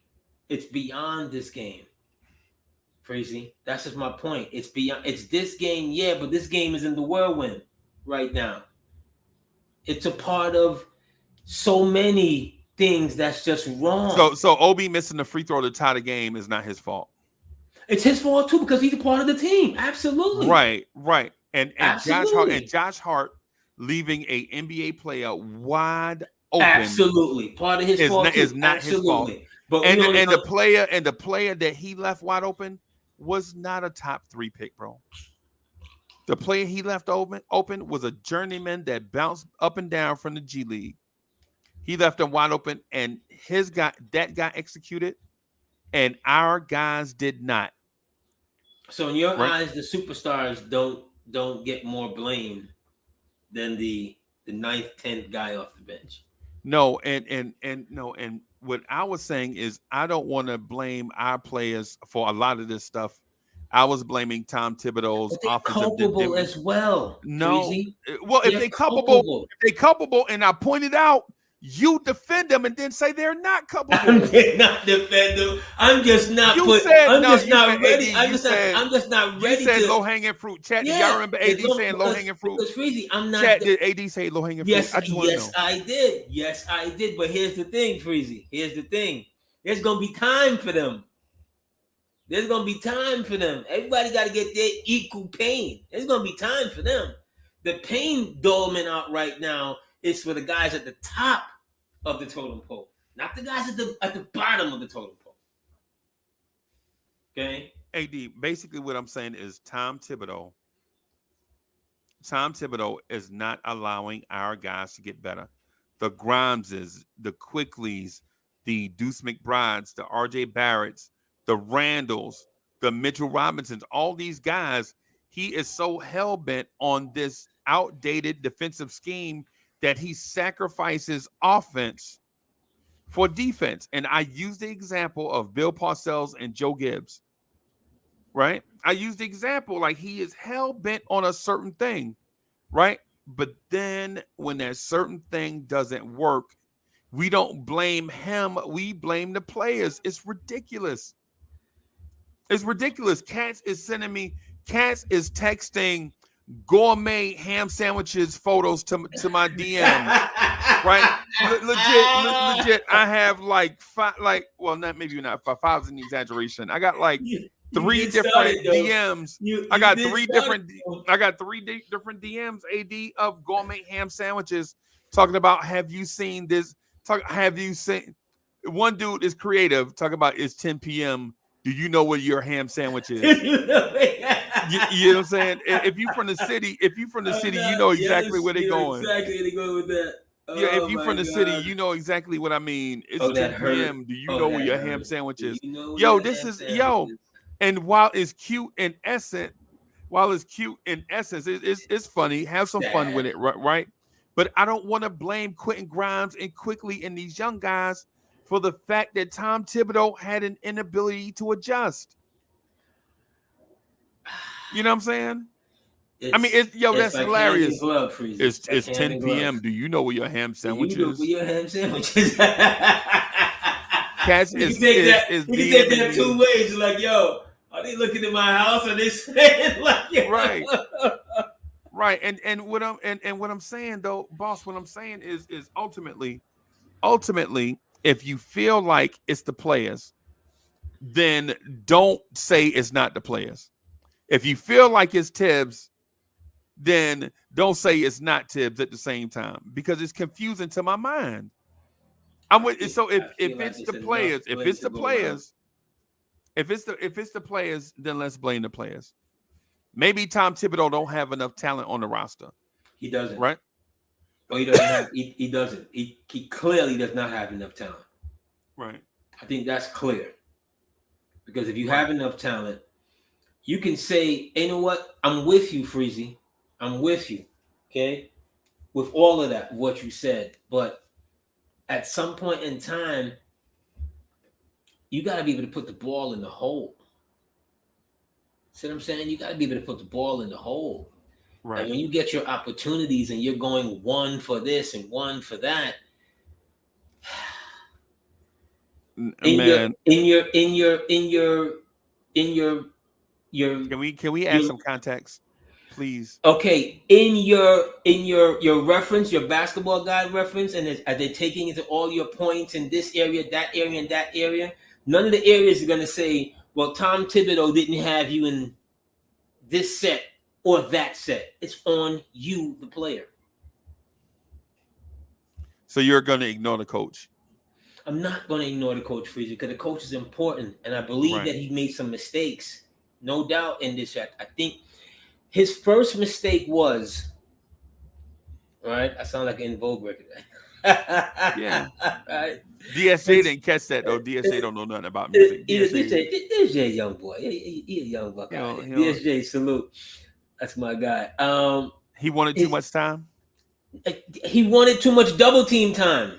Okay. He gave what's the name, Jimmy Butler, way too much time, way too much respect. But AD, I said that already, and that's what I was talking about Gabe Vincent. We out here in drop coverage, double teaming Gabe Vincent going to the hole like Gabe Vincent is Kevin Johnson. Right. So that strategy, that double team strategy, all it did was make your defense in a helter skelter to get back into, and in Spoelstra's mind of how he does offense and so forth, nobody is necessarily forcing anything. The one thing you could say about Miami and their game plans were they weren't taking bad shots. See what I'm saying? They were taking, even though they wasn't percentage-wise, they wasn't great either, but they weren't taking bad shots. They're moving the basketball. See what I'm saying? Like Bam Adebayo wasn't taking threes. Okay. You understand what I'm saying? Bam is playing within free throw line down, side to side. Jimmy, same thing. Jimmy wasn't hoisting up a whole lot of threes. Right. They weren't taking bad shots. So overall coaching, yes, Spoelstra did a much better job. And if you wanted to get rid of Tibbs here this morning, would I be mad at it? No, I wouldn't. No, I would not. But I'm not gonna sit here and say it was all on Tibbs. I can't do that. That's not fair. Because I'm watching basketball players, literally just letting it reminded me of the old Knicks, Celtics from '84. Nobody else can get buckets but Bernard. I understand where you're coming from, right? But think about this. If you're comparing it to the 84 Knicks, then we definitely have a problem. That's something you should acknowledge. Yeah. And if you you know what happened to Hubie Brown, right? He was let go. He got fired a year later. Yeah, he got fired. Well, a year and a half later. Yeah. That's my point, man. My point is like the dudes, these old school coaches that are not innovative, bro. And we're looking at Tom Thibodeau at 65 years old, and nothing against the older crowd. I love and respect the older crowd. I think getting older is a blessing, right? But regardless of your age, if you're not an innovator, you're holding back progress. See, I believe in innovation, Freezie, okay? But innovation can be dangerous when you stuck. See what I'm saying? Like the D'Antonis of the world. D'Antoni gets a lot of credit for today's basketball, right? But even in his wildest dream, he never shot the three to this level. Right. See what I'm saying? Even in his wildest fantasy, he never shot the three to this level. I understand, but what we're looking at is the New York Knicks version of Buddy Ryan. That's what we're looking at right now. We're looking at the New York Knicks version of Buddy Ryan. And when the Eagles can't win, they are going to blame Randall Cunningham for everything, because you can't even consider criticizing the defense. Don't you dare criticize the Eagles defense. Right? Well, for the most part, you couldn't. For the most part, you really couldn't. But AD, but that's for the most part, you really couldn't. But that's the point that I'm getting at. Uh-huh. But as the head coach, you don't just coach defense. You're right. As the head coach, you're right. As the coach in charge of everything, you're right. You're right. Right? You out here blaming the offense, bro. How you blaming yourself, Buddy Ryan? Like nobody remembers Buddy Ryan as the defensive line coach from the Purple People Eaters that got promoted to the defensive coordinator of the Purple People Eaters, right? People remember Buddy Ryan as the defensive coordinator for the Chicago Bears. People remember Buddy Ryan as the head coach of the Philadelphia Eagles and later on the Phoenix Cardinals. Yeah. In the 60s. He was on that Super Bowl Jet staff. Yeah. That's my point. That's the point that I'm getting at. This dude wins championships as a coordinator. Buddy Ryan never won a championship as a head coach. He's a championship level coordinator, but he's not the guy. That's okay, Freezie. That's totally 100% fair, right? He's not. Yeah, AD, I do this. I thought about that before. Oh, absolutely. You're a thinking man, and we're in a thinking man's cap. I get it. But here's the thing, though, Freezie. How good was Randall in those big games? Wasn't very good. Randall Cunningham or Julius Randall? Randall Cunningham. Oh, it's a Randall thing. Yes, sir. Yeah. Wasn't very good. And one of the games, I'll even give him a mulligan for the Fog Bowl game. Right. Because the league should have called the game. Right? But one team, there were two teams playing. One team did well in it, and the other team didn't. Right. But that right there wasn't his fault. But any other time, regular season, Randall was MVP level. I remember when he had his face on the Sports Illustrated, the ultimate quarterback. Yep. Yeah, right? but here's the thing about Randall Cunningham too. Randall Cunningham, pardon, Randall Cunningham, Randall Cunningham in those moments ran the most basic offense. It was as simple as throw it to Keith Byers or the tight end. What was the tight end name? Yeah, I remember Keith Jackson. Keith Jackson. Throw it to Keith Byers or Keith Jackson if it ain't their run, right? And so you like, dang, that cannot be the offense, bro. That can't be legit. Y'all are out here talking about throw the ball to Keith Byers in a flat and let him. Yo, the play is throw it to Keith Byers in a flat and let him run over 3 people for the first down. That's your playbook? No, that's like saying that our playbook is Randall ISO and RJ back all the way up to Staten Island, New Rochelle, get a running start and go to the rim. Yeah, That can't be the offense, but a Tibbs. lot of these great offense though, Freezy. See, here's the thing when it comes to, and I'm a believer that you have to have, efficiency more than anything else. Efficiency is what wins, basketball and any game. Efficiency, right?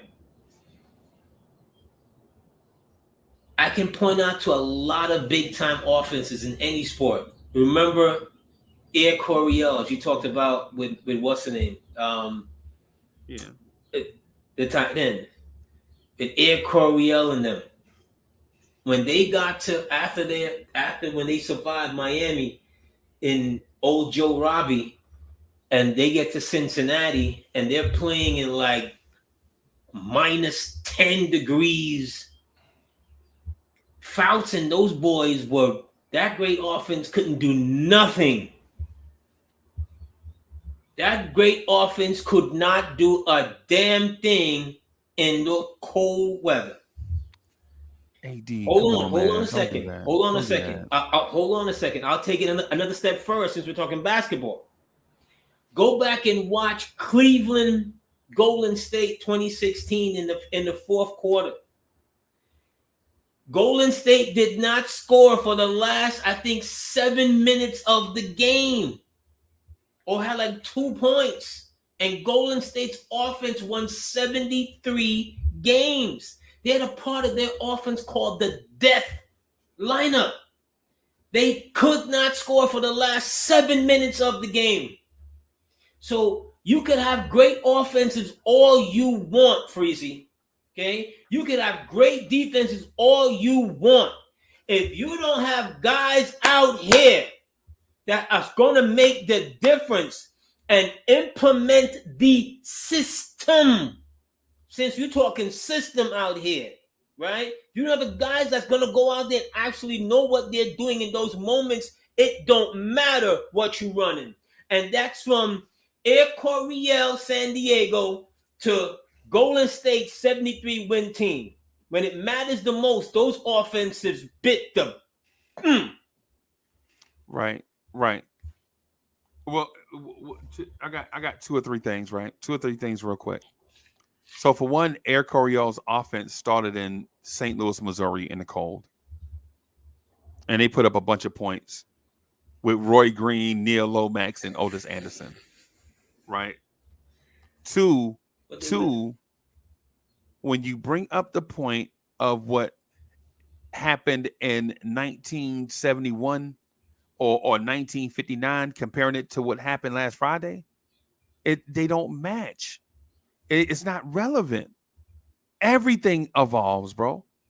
I feel like I'm a better version of my pops would have been, and my sons are going to be better versions of what I could be. Right? Everything evolves, even people. Right? And to say that systems can't evolve, I think is just is excuse padding. Like we're putting excuses one on top of the other Systems to don't insulate run themselves. ourselves from our deficiencies. I think Systems don't we're run excuse themselves. padding, bro. This Yo, is chat. not iRobot. See, systems don't run themselves. Right. Okay, this is not the what is that movie where the robots take over? This is not that. Oh, I thought you was gonna say. I thought you was gonna say Planet of the Apes. No. Well, I'm not Because they did Cornelius. Because you know what the Because that is really also was about. evolution. Evolution is not just about artificial intelligence and robots. You know what I'm saying? Planet of the Apes was a different version of evolution. Planet of the Apes was a fairy tale of what could happen and what should happen. But we're not even there right now. I am the leader. Exactly. I am the leader. Like, get down and lay down. Better believe it. Planet was a great. Shout out to Planet of the Apes. Planet of the Apes, bro. That is the original. I haven't watched that in a minute. Yeah, man. When you go back, bro, don't mess around and be slightly lifted when you watch Planet of the Apes, because then next time you go to the grocery store, you look around like, holy crap, this thing could break out any second. It's like the Matrix. Don't mess around and be slightly lifted when you watch the Matrix. Then when you go to the grocery store, you like, yo, this could be happening right now. But anyway, absolutely. I get what you're saying, AD. But my thing is if you're gonna speak to the human element, right? Everybody involved in the human element is a human, right? If you're gonna talk about the human element when it comes to players, the human element starts with the coaching staff and leadership. They are also human. Okay. Right. So they can also make mistakes. They can also do stuff wrong. So that being said, how many times would you have fired Doc Rivers? It would be, I don't know. You know me. I don't speculate, bro. Like on them. Nah, I don't. I think it would fire Doc Rivers over and over again.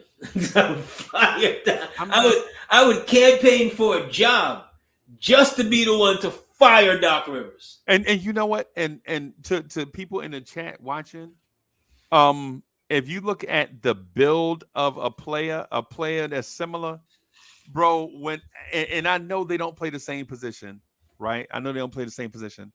But when you look at Quentin Grimes, bro, when I look at Quentin Grimes, I'm like, dang, he remind me of the young Doc Rivers, the parade All-American Glenn Rivers out of Chicago.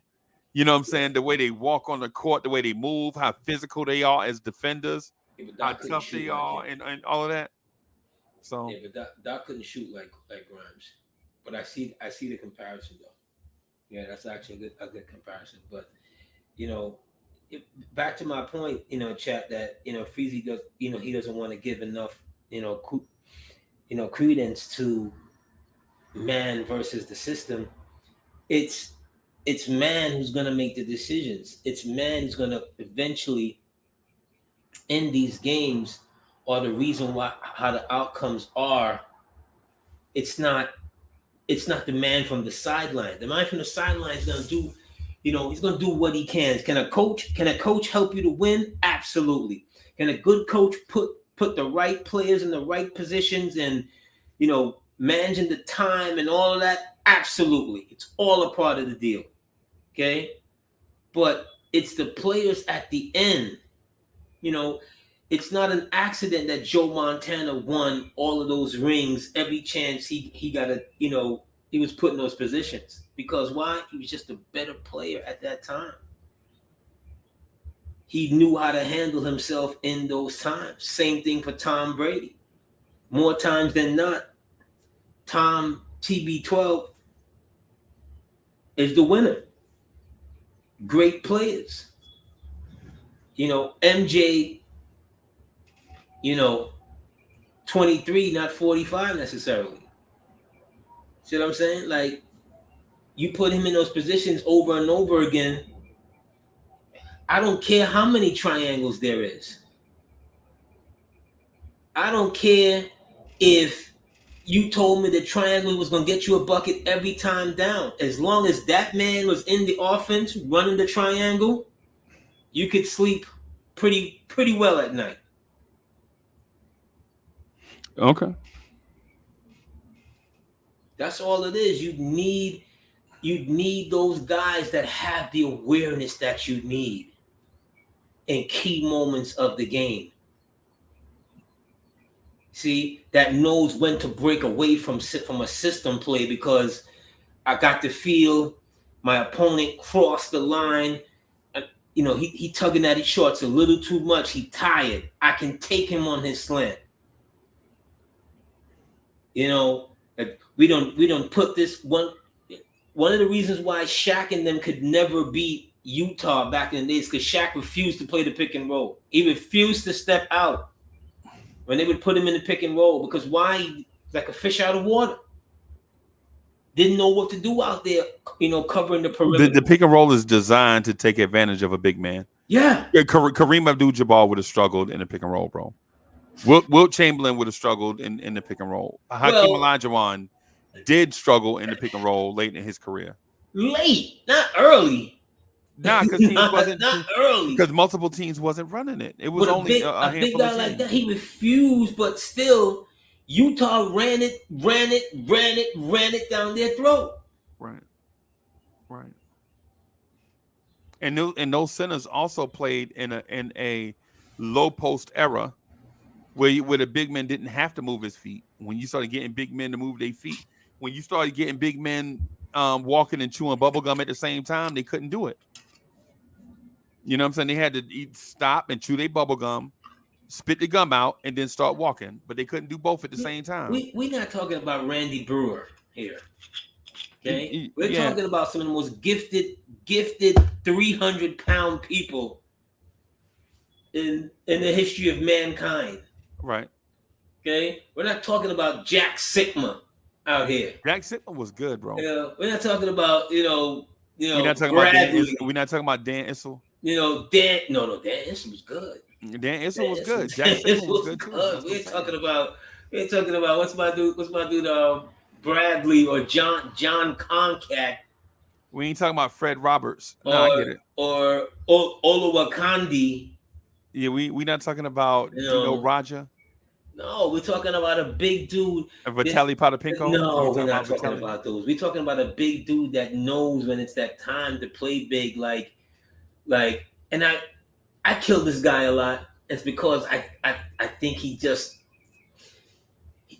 not gonna reach his potential if he doesn't cut out certain things. And it's Joel Embiid.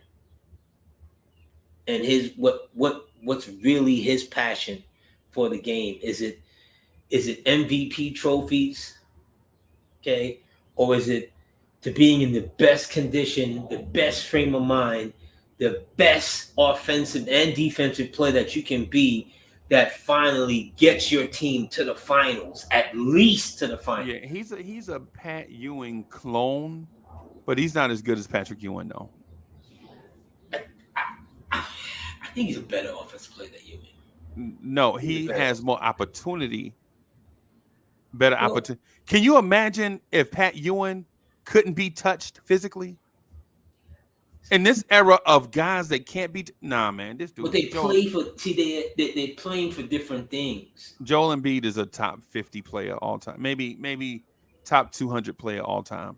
I think if Patrick Ewing, if Patrick Ewing played in today's game with these rules where you can barely whisper at a guy, Pat Ewing averaged 40 and 23. Pat Ewing is the most underrated player in NBA history, bro. And it's a shame that it's a shame, not AD, but it's a shame Knicks fans don't understand how great a player Pat Ewing could take your center off the dribble. Pat Ewing could shoot all the way out to 20 feet. And if he was wide open, he could knock down 3-pointers. If he wide open. Pat Ewing was a good free throw shooter, and Pat Ewing was an elite defender. Not just a shot blocker. His shot blocking was very good, but Pat Ewing defensively was elite Hall of Fame caliber. But what I think for Embiid though, like Ewing needed his Indiana Game 7, Embiid needs this. And this is not, and Ewing's Indiana Game 7 was one step to go to the finals. So in comparison, this is Ewing's 94 Game 7 against Chicago. See, before he gets to Indiana. In comparison. And Embiid needs this. See, he needs to get to the conference finals. He needs to get his team to the finals. He a loser, bro. After the Celtics beat them by 30, Joel Embiid will probably get traded. I don't Joel want to. Embiid gonna I get don't want to traded to believe Miami. that in him. I'm like, yo, he's too talented. Yeah, Joel Embiid. He is too talented not to finally get there. AD, let me ask you this though. Let me ask you this. Have you been watching basketball since about the 80s, since like the early 80s? Late 70s. Yes. Some it's at a minimum, right? Okay. Yeah. We all know Philadelphia exists in this place where they're at. Their paramount. Their paramount is game to. I mean, trying to get to the Eastern Conference Finals, bro. They had Dr. J and couldn't win the NBA Finals. They had to go out and get another league MVP, Moses Malone, to get them over the hump. They had the best wing defender in the game in Billy Cunningham. Bro, they had Andrew Toney. They had the Boston Strangler and the quickest hand you ever saw at the point guard position in Mo Cheeks. Right? And then and that got them a championship. These dudes had Allen Iverson, bro. They had Charles Barkley, bro. They had Philly. Listen, Philly doesn't go without having talent. So when I hear people say the conversation about, oh man, Philly is right there, yo, that's where they live at, right there. Yeah, but they waste a lot. You know they had Wilt Chamberlain, right? Absolutely, he starts from there. Right. And you know how many championships they won with Wilt, right? They won the one. Yeah, they won the one. Right? Against Bill Russell, who for no disrespect to Bill Russell, he might be the I meant to say Bobby Jones. Yeah, Francisco. I meant to say Bobby Jones. My bad. I'm sorry. I meant to say I get him mixed up. Bobby Jones. But Bill Russell, to his credit, might be the greatest defender of all time. 6'9", 225, played the 5 against big guys. Willis Reed was the only guy that I saw that could dominate Bill Russell. And the reason and that wasn't even dominating Bill Russell in his prime. Bill Russell had some miles on it by the time Willis Reed got there. Right? But the point that I'm getting at is Wilt dominates him like every time they play. He just makes a play because if you look at Wilt's numbers against him, Wilt has a game. I think Wilt had 55 rebounds against him in a game. Yep. How does a man have 55 rebounds in a game? Not 20, not 30, not what did Kevin Love did to Amari that Wednesday night when he had 35 and 31. Yeah. It's because the 3-and-D guy hadn't come along yet. The first 3-and-D guy in NBA history is Jerry West. Jerry West wasn't there yet. He was good. And if you can go back and my uncles and them used to tell me, I was like, Jerry West is the greatest shooter of all time. They're like, no, Jerry West is the greatest wing defender, backcourt defender of all time, even over Clyde Frazier and Gary Payton. And I never thought that, so I researched it. And when I researched it, I was like, yo, they might be right. No, these old dudes, they might be. It's just physically. But what I say to that is, we got to add and take something out of the mix. If you put those older cats in today's game, they would be as physical as the guys who are playing today. But they'd be getting the same training, the same this, the same that. The difference is their court awareness, their shot selections, their ability to make shots would leave them ahead of. And back then, people couldn't shoot. Cats back then could not shoot. 42%. For instance, Bill Russell as a center shot 43% from the field for his career. I'm sorry. That's not. I don't care how much defense you provide.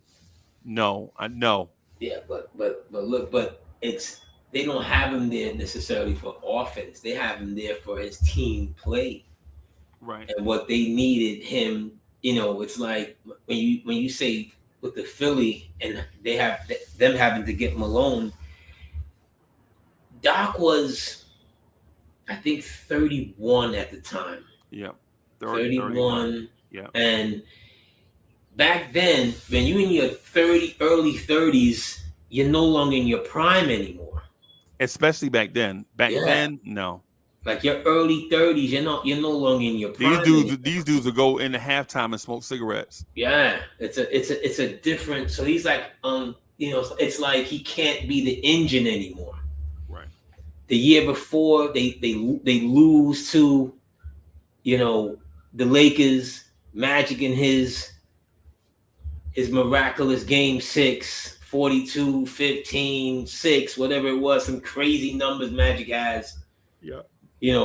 And if you go back and look at Doc's numbers in the fourth quarter, this is one of the greatest basketball players to ever play the game. It's laughable, his fourth quarter numbers in that game. Yeah. I think he took like 2 shots or something like that. Yeah. So it happened to him in game 6 against Portland also 4 years earlier. You remember that? Yeah. When against he doesn't take the final shot. It's what's my man from the Indiana, from the old Indiana ABA days, who's like a great power forward. The point guard took the last shot. The dude, his son played at the University of North Carolina. Their names are gonna come to me. Jeez, I forget. I see his son's face in my head. I can't see. But he's playing. But not he's playing Bibby, with him. Bibby was with us. No, not Bibby. That 76 Philadelphia team is stacked. That 76 Philadelphia team is stacked, but they didn't have the camaraderie, that the Portland team had. Right.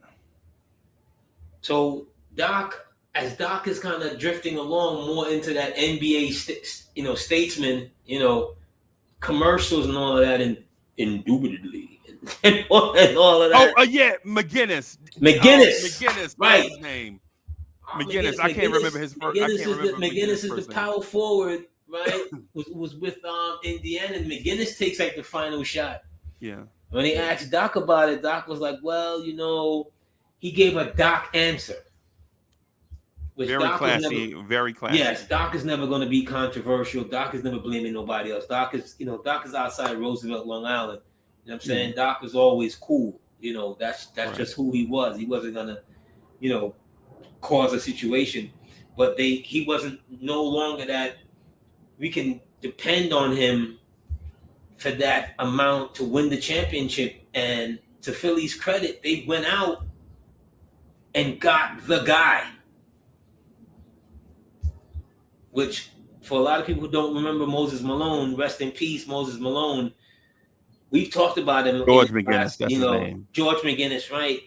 They had Caldwell Jones was their center, and Dawkins, and a young Doug Collins is on that 76 team. They took him with the number 1 pick. Yeah. Yeah, they have that World Be Free. Yep. They got players on those teams, and transitioning into the early 80s, they kept knocking on the door, and they could not get over the hump. They had to go out and get the man. Right. And Moses Malone was just, like I said, we've talked about him before. Moses Malone was just a force of nature. Right. Just a foot. If Moses was 7 feet tall, we've been talking about Moses like he's better than Shaq. Yeah. Yeah. Moses was 6'10", maybe. Yeah. Yeah. Incredible long arms. Bouncy. You couldn't move him out of that paint. Elite second and third. If you had a crane, you couldn't get that man out of that paint. Yeah. You couldn't move him with a backhoe. No. Right. You know what I'm saying? No, hey man, listen. Hey man, pushing him out the way.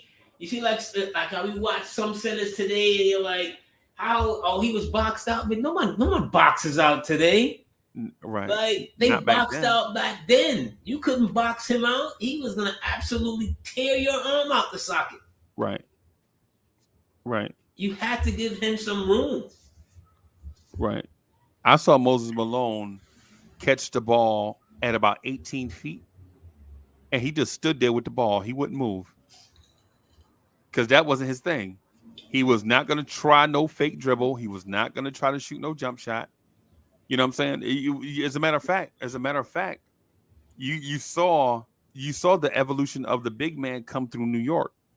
New York was revolutionizing, and they should have stayed with it, but they didn't. They lost too many games to stay with it. But the Knicks had a center named Bob McAdoo, and his power forward was a dude named Spencer Haywood. Yeah. And Spencer Haywood was the first that I saw, the first face up four, right? Where he could pull his man way out from the basket, right? And throw that entry pass into Bob McAdoo. And if Bob McAdoo was getting, say, guarded by, say, Wes Unseld or somebody, or Paul Silas, he would back them away from the rim until they stopped coming, and he would shoot a jump shot in their face. And when you were like, oh my, are centers shooting jump shots now? When you saw that, because think about what Bill Russell looked like shooting a jump shot. Laughable. Comedy. Right? Think about Wilt Chamberlain shooting a jump shot from 20 feet away. Comedy, right? But Bob McAdoo and Spencer Haywood, that combination that we had in the middle 70s, if we would have kind of kept that together, I think there was the Knicks scrapped it because they wasn't winning. The reason why they scrapped it is because you go from feeling like you today's Golden State Warriors, like how the Golden State Warriors feel today after losing to the Lakers in the playoffs, is how the Knicks was feeling in '75. Like, dang man, is our dynasty over? And then you revolutionize the game by doing a certain thing, and people want another championship so bad that they're not patient with you revolutionizing the game. Well, but none of that has to do with Tom Thibodeau. Tom Thibodeau got to be changed, bro. We got to get Tom Thibodeau out of here, or he's got to change. Well, here's the thing, Freezie. Okay, let's say you move on from Thibodeau. All right, you bring in another coach. The coach's philosophy is not what these guys are used to, so it's always going to take some time. And I'm not talking about Brunson because I don't care whose philosophy comes. Brunson is just a basketball player. Okay, so I ain't talking about him. I'm talking about everybody else who may be here and who you may want to bring in. It's going to take some time to get acclimated. Are you willing to go with these same cast of characters with a new coach? Yes. I need to understand why. The reason is this.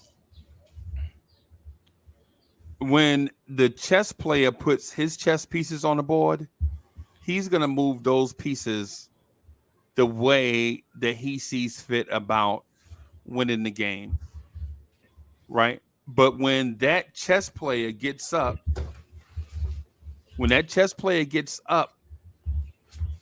and a new chess player sits down with those same pieces, he is also going to move those chess pieces in a way that he sees fit to win.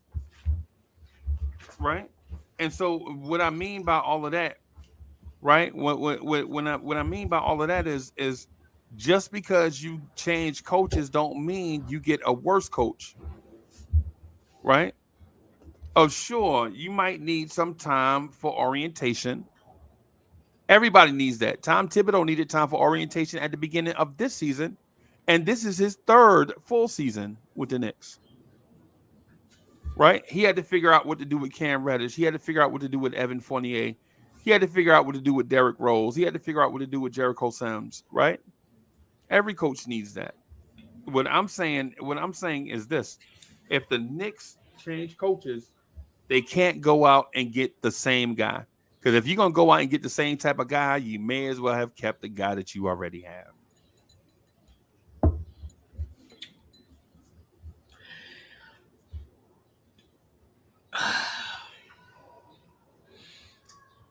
this is one of the moments where we're gonna disagree.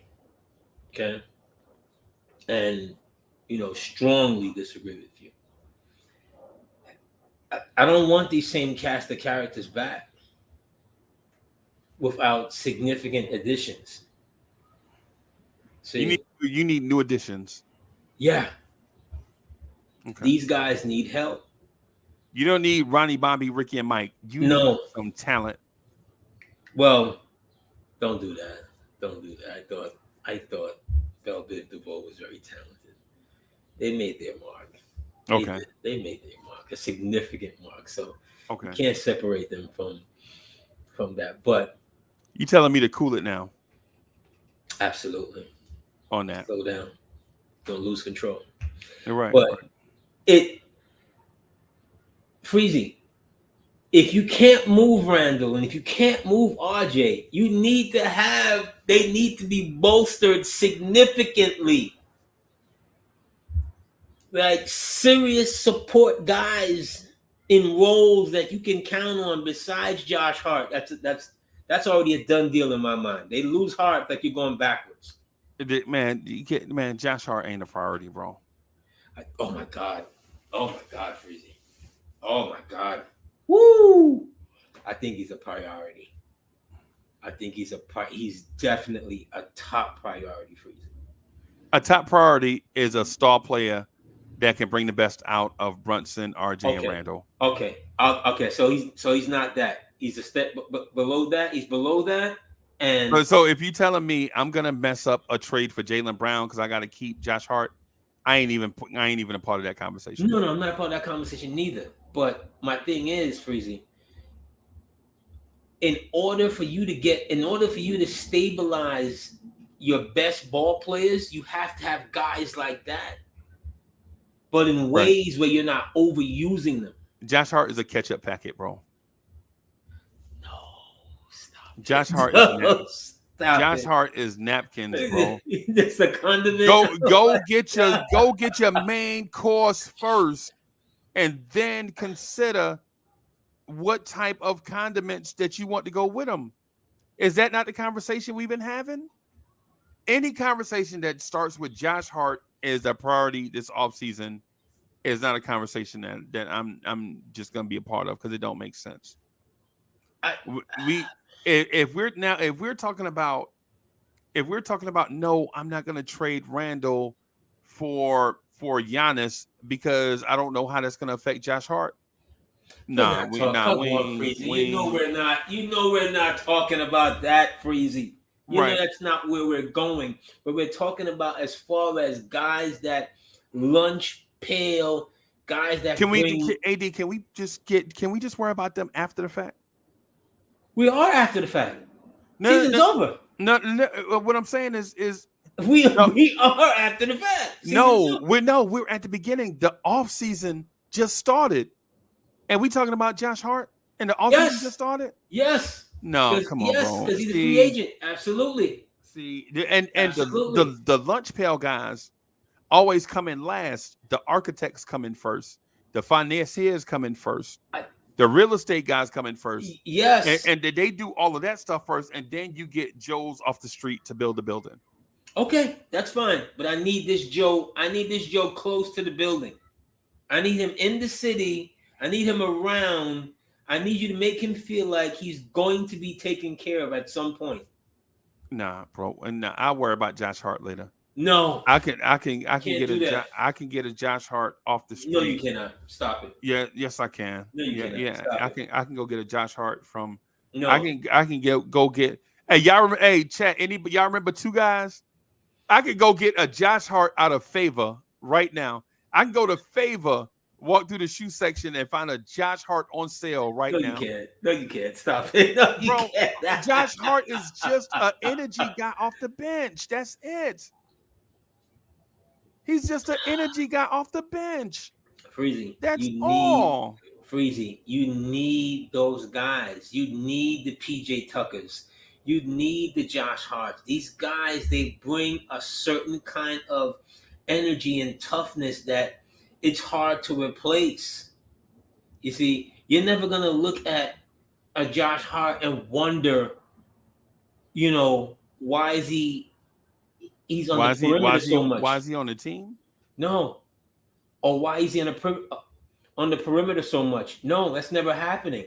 Josh Hart's always going to be somewhere in the paint, trying to get a rebound, trying to knock out the ball, trying to, he's always going to be somewhere around the ball. And for that reason, Caleb Martin hits the dagger 3 against the Knicks, and now on Sunday morning, we're talking about the offseason instead of game 7. So we're blaming Josh Hart.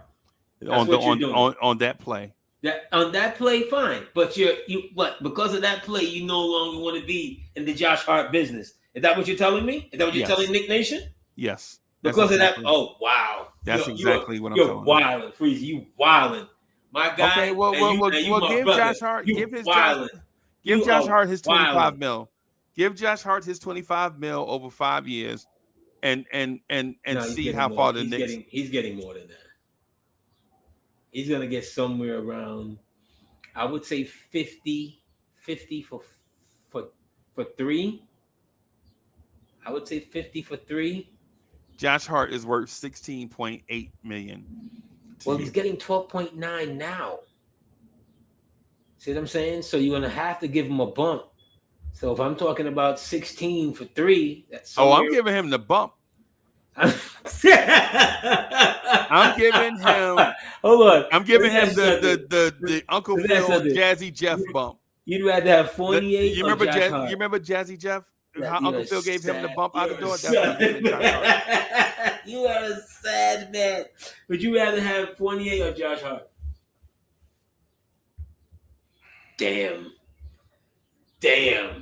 You have to think about that, Freezie. I don't want neither. Wow. You're taking this Caleb Martin one play that far. No, it's not just like that. It's as long as Josh Hart is here under Tibbs, Quentin Grimes is not going to have the runway to excel. As long as Josh Hart is here, bro, think about what I'm saying. As long as Josh Hart is here, Quentin Grimes is not going to get the clear pathway to success. And we can't say, well, nah, man, blah, blah, blah, man, Tibbs. No, because when Tibbs had Alec Burks, Burks blocked Emmanuel quickly. Well, I get that point of overuse. I get that point. But you can't be mad at a player that's going to come out and give you all he has. You can't be mad at a player that more times than not, he's positive. He's positive play. I'm not mad at him, AD. I'm not mad at him. I'm just saying you need those kind of players to win, Freezie. You just do. You need really? How did that work out Friday? How did that work out Friday? I pointed out directly to a place where he made losing plays. I could point out to a 3-pointer that he made when the Knicks were down and they really needed that shot, and he drilled it. But I'm not doing that for one play here or there. My thing is this: with a player like that, you don't want him playing 35 to 40 plus minutes per game. That's not the beauty in his game. How do you feel about Randall? Randall is not a smart ball player. I don't think Randall has the fourth quarter decision-making awareness that you really need. So you want to bring back Josh Hart and have him in the same salary range as Randall, and then say that Randall is a bum. But I think 3 for 50 is not bad, Freezie. Yeah, 3 for 50 is not bad. He's not taking 3 for 50. We all know that. 3 for 50. I'm not going a much beyond that. So if he's looking to get like, then he's looking to get, first of all, he's looking to get 4, right? 4 years, right? And so whatever the number is at 4 years, I'm still not paying it. I'm not giving him 4 at 64, right? I'm not giving him 4 at 72. What Fournier is making. right? I'm just not. As a matter of fact, I would rather bring in shooters to spread the floor. Go get two cheap ones for what you're gonna pay Josh Hart. Mm. I think you could afford Josh Hart. Freezy. No, I I think can't. whatever star player or non-star or impactful, let's say that. Let's say impactful to star players that you bring in, I think you could afford some crumbs on the table for Josh We Hart. out here like, yo, we can't. Yo, we got all the assets to get Devin Booker, but we got to keep in mind Josh. We got to bring Josh Hart back. But no, we got to be realistic, Freezy. We got to be realistic as to who we really think, who are the names that's going to be out there in another month or so. You know, Right. Booker's not realistic. Okay, Okay. we have to be like really realistic. We know some names going to be, you know, the CP3s of the world, which I wouldn't touch with a 10-foot pole. So Booker is not realistic. No, Yet they just changed ownership within the season and just fired their coach. I don't think he's realistic. And they have four guys making 87% of their salary cap. Yeah, but here's the thing: you just moved hell and earth to get Durant over there to match him with Booker. If Right. anything, it's the other pieces that you're gonna. But you look didn't to expect cast off. CP3. You didn't expect CP3 to fall off, and you thought you was gonna get more out of DeAndre Ayton. Oh, they should have never brought them. No, those are their two. Those are their two mistakes. Right, but those two mistakes are a part of their future. No, are you trading for CP3? No, but I'm No, nobody is. Are I you think trading for? I Are you think trading they for have an DeAndre opt-out Ayton? on him. I think they No, have an opt-out nobody. on him. I believe they have an opt-out on him after this year. If my memory serves me correct, maybe I'm wrong about that. Chat, someone in the chat, let me know. But it's the Ayton. It's the Ayton. I've said this since I was never a fan of DeAndre Ayton. I'm sorry. I don't see it there. Whenever in the moments of stopping the other team's best front court big player, that when they need him to, or neutralizing, let's not say stop, because no one stops anybody in the NBA. Let's say neutralize or be very effective. Okay.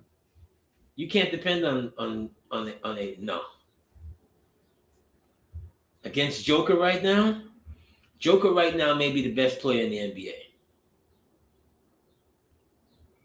Okay. Okay, so if I'm in the chat, I'm thinking like, what does this have to do with Josh Hart? Right? Well, we somehow got there. Why Like are how we we talking? always do. It's like why are we talking about Because not getting Devin Booker or not considering Chris Paul because we are talking about keeping Josh Hart around? No, because Chris Paul is 39. He's brittle. He's making a lot of money. Why would you want to do that to yourself?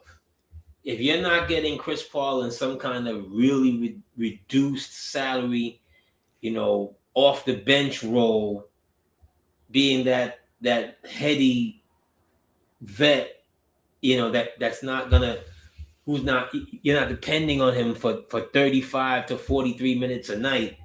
You're looking at him more for 15 to 20. If he's not in that kind of role, it's not even worth discussing, because he can't give you that over the long haul of a season. It's like Derrick Rose all over again. I would rather trade for Sadiq Bey than bring back Josh Hart. Okay. But you can't, my thing is, and I think you're being a prisoner of the moment, Freezie. You have to take Josh Hart's totality and what he brought to the Knicks from day one. From day one when he got here, and he brought a certain level of infectious enthusiasm, hard play to that bench, to the entire team that was lacking. And he comes in here like That's your best player's man.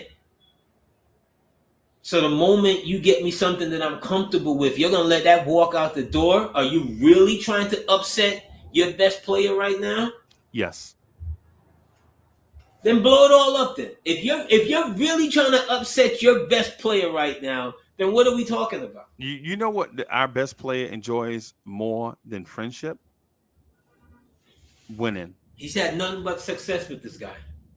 Right. I'm not even. They made the playoffs again. He's known nothing but success with Josh Hart. I'm not even considering Josh Hart until late in free agency. I'm gonna see if I can go get SGA. Okay, I'm not mad at you for that. Who would be mad at you for you that? have all the pieces.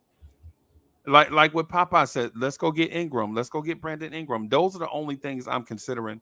Josh Hart is an afterthought. Josh Hart, you are an afterthought. Right? That when you left when he left Caleb Martin open, I was like, get this out of here. Crazy. One play. You looking at me, God? Yo, Freezie, one play does not make a play. No, it's not just one play, bro. It's a series of plays, but that was just the straw that broke the camel. For instance, Grimes held Jimmy Butler to 3 of 10 shooting, right? 3 of 10. You take out Grimes, you bring in Josh Hart, he goes straight to the rim, get a foul called on him. Jimmy Butler go to the rim, knock down free throws. Next play down, he come up, he get a layup on a rip through over Josh Hart, right? And in my mind, I'm like, Tibbs just legit took out Grimes and RJ. Well, his substitution patterns were bad. Like no, we it's not the substitution. We started the show talking about that. All right, so AD, I don't know. You got me all over the place. Is it Tibbs or is it not Tibbs? Is it the players or is it not the players? It's a little of both. I've been consistent. I can't blame Tibbs all the way, and I can't blame the players all the way. If you ask me, I'm more gonna lean to the players though, because they're the ones on the floor.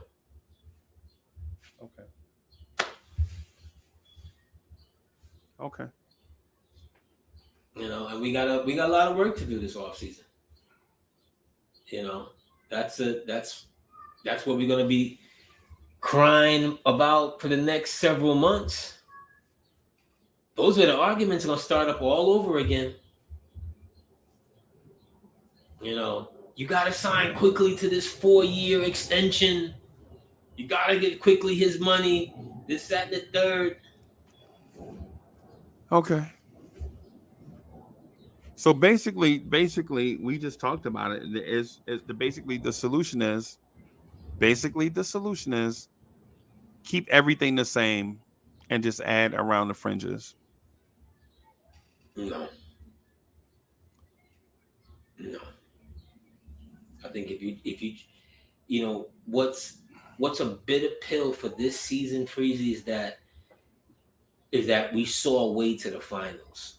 And I remember you bringing that up like a month or so ago. You were like, AD. I started in February. Yeah. Yeah. You saw right, but then you reiterated it. Like a month and a half ago. You were like, "Yo, I see a path to the finals." And IKBM Dre argued me down. Yeah. IKBM Dre was like, "No, the Bucks are impenetrable." Yeah, I was like, Freezie, I don't know about that. Yeah, but. Hey, Dre was like, no, the Bucks are immaculate. Yeah.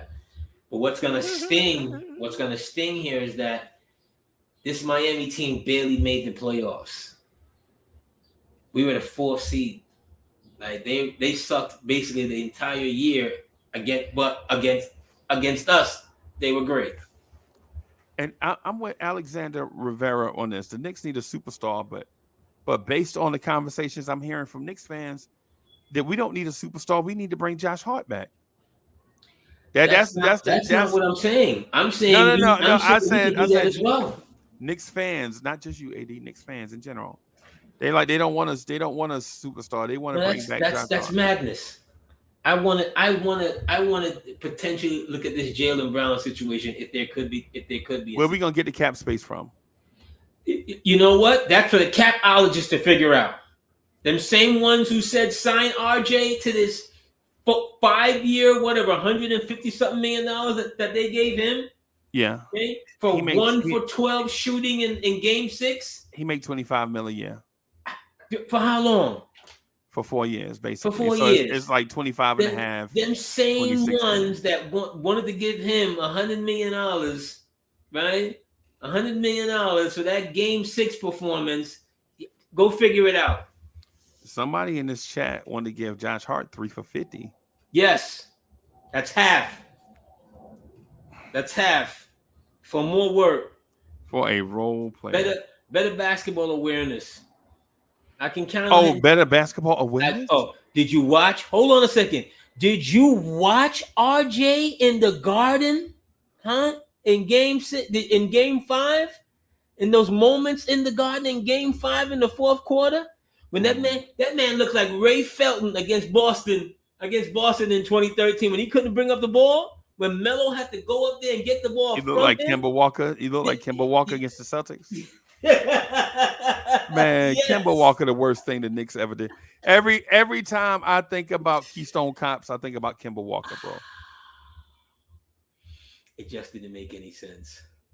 Yeah, so bring back Josh Hart for $17 million a year, and then try to find an elite knockdown shooter for about $3 million.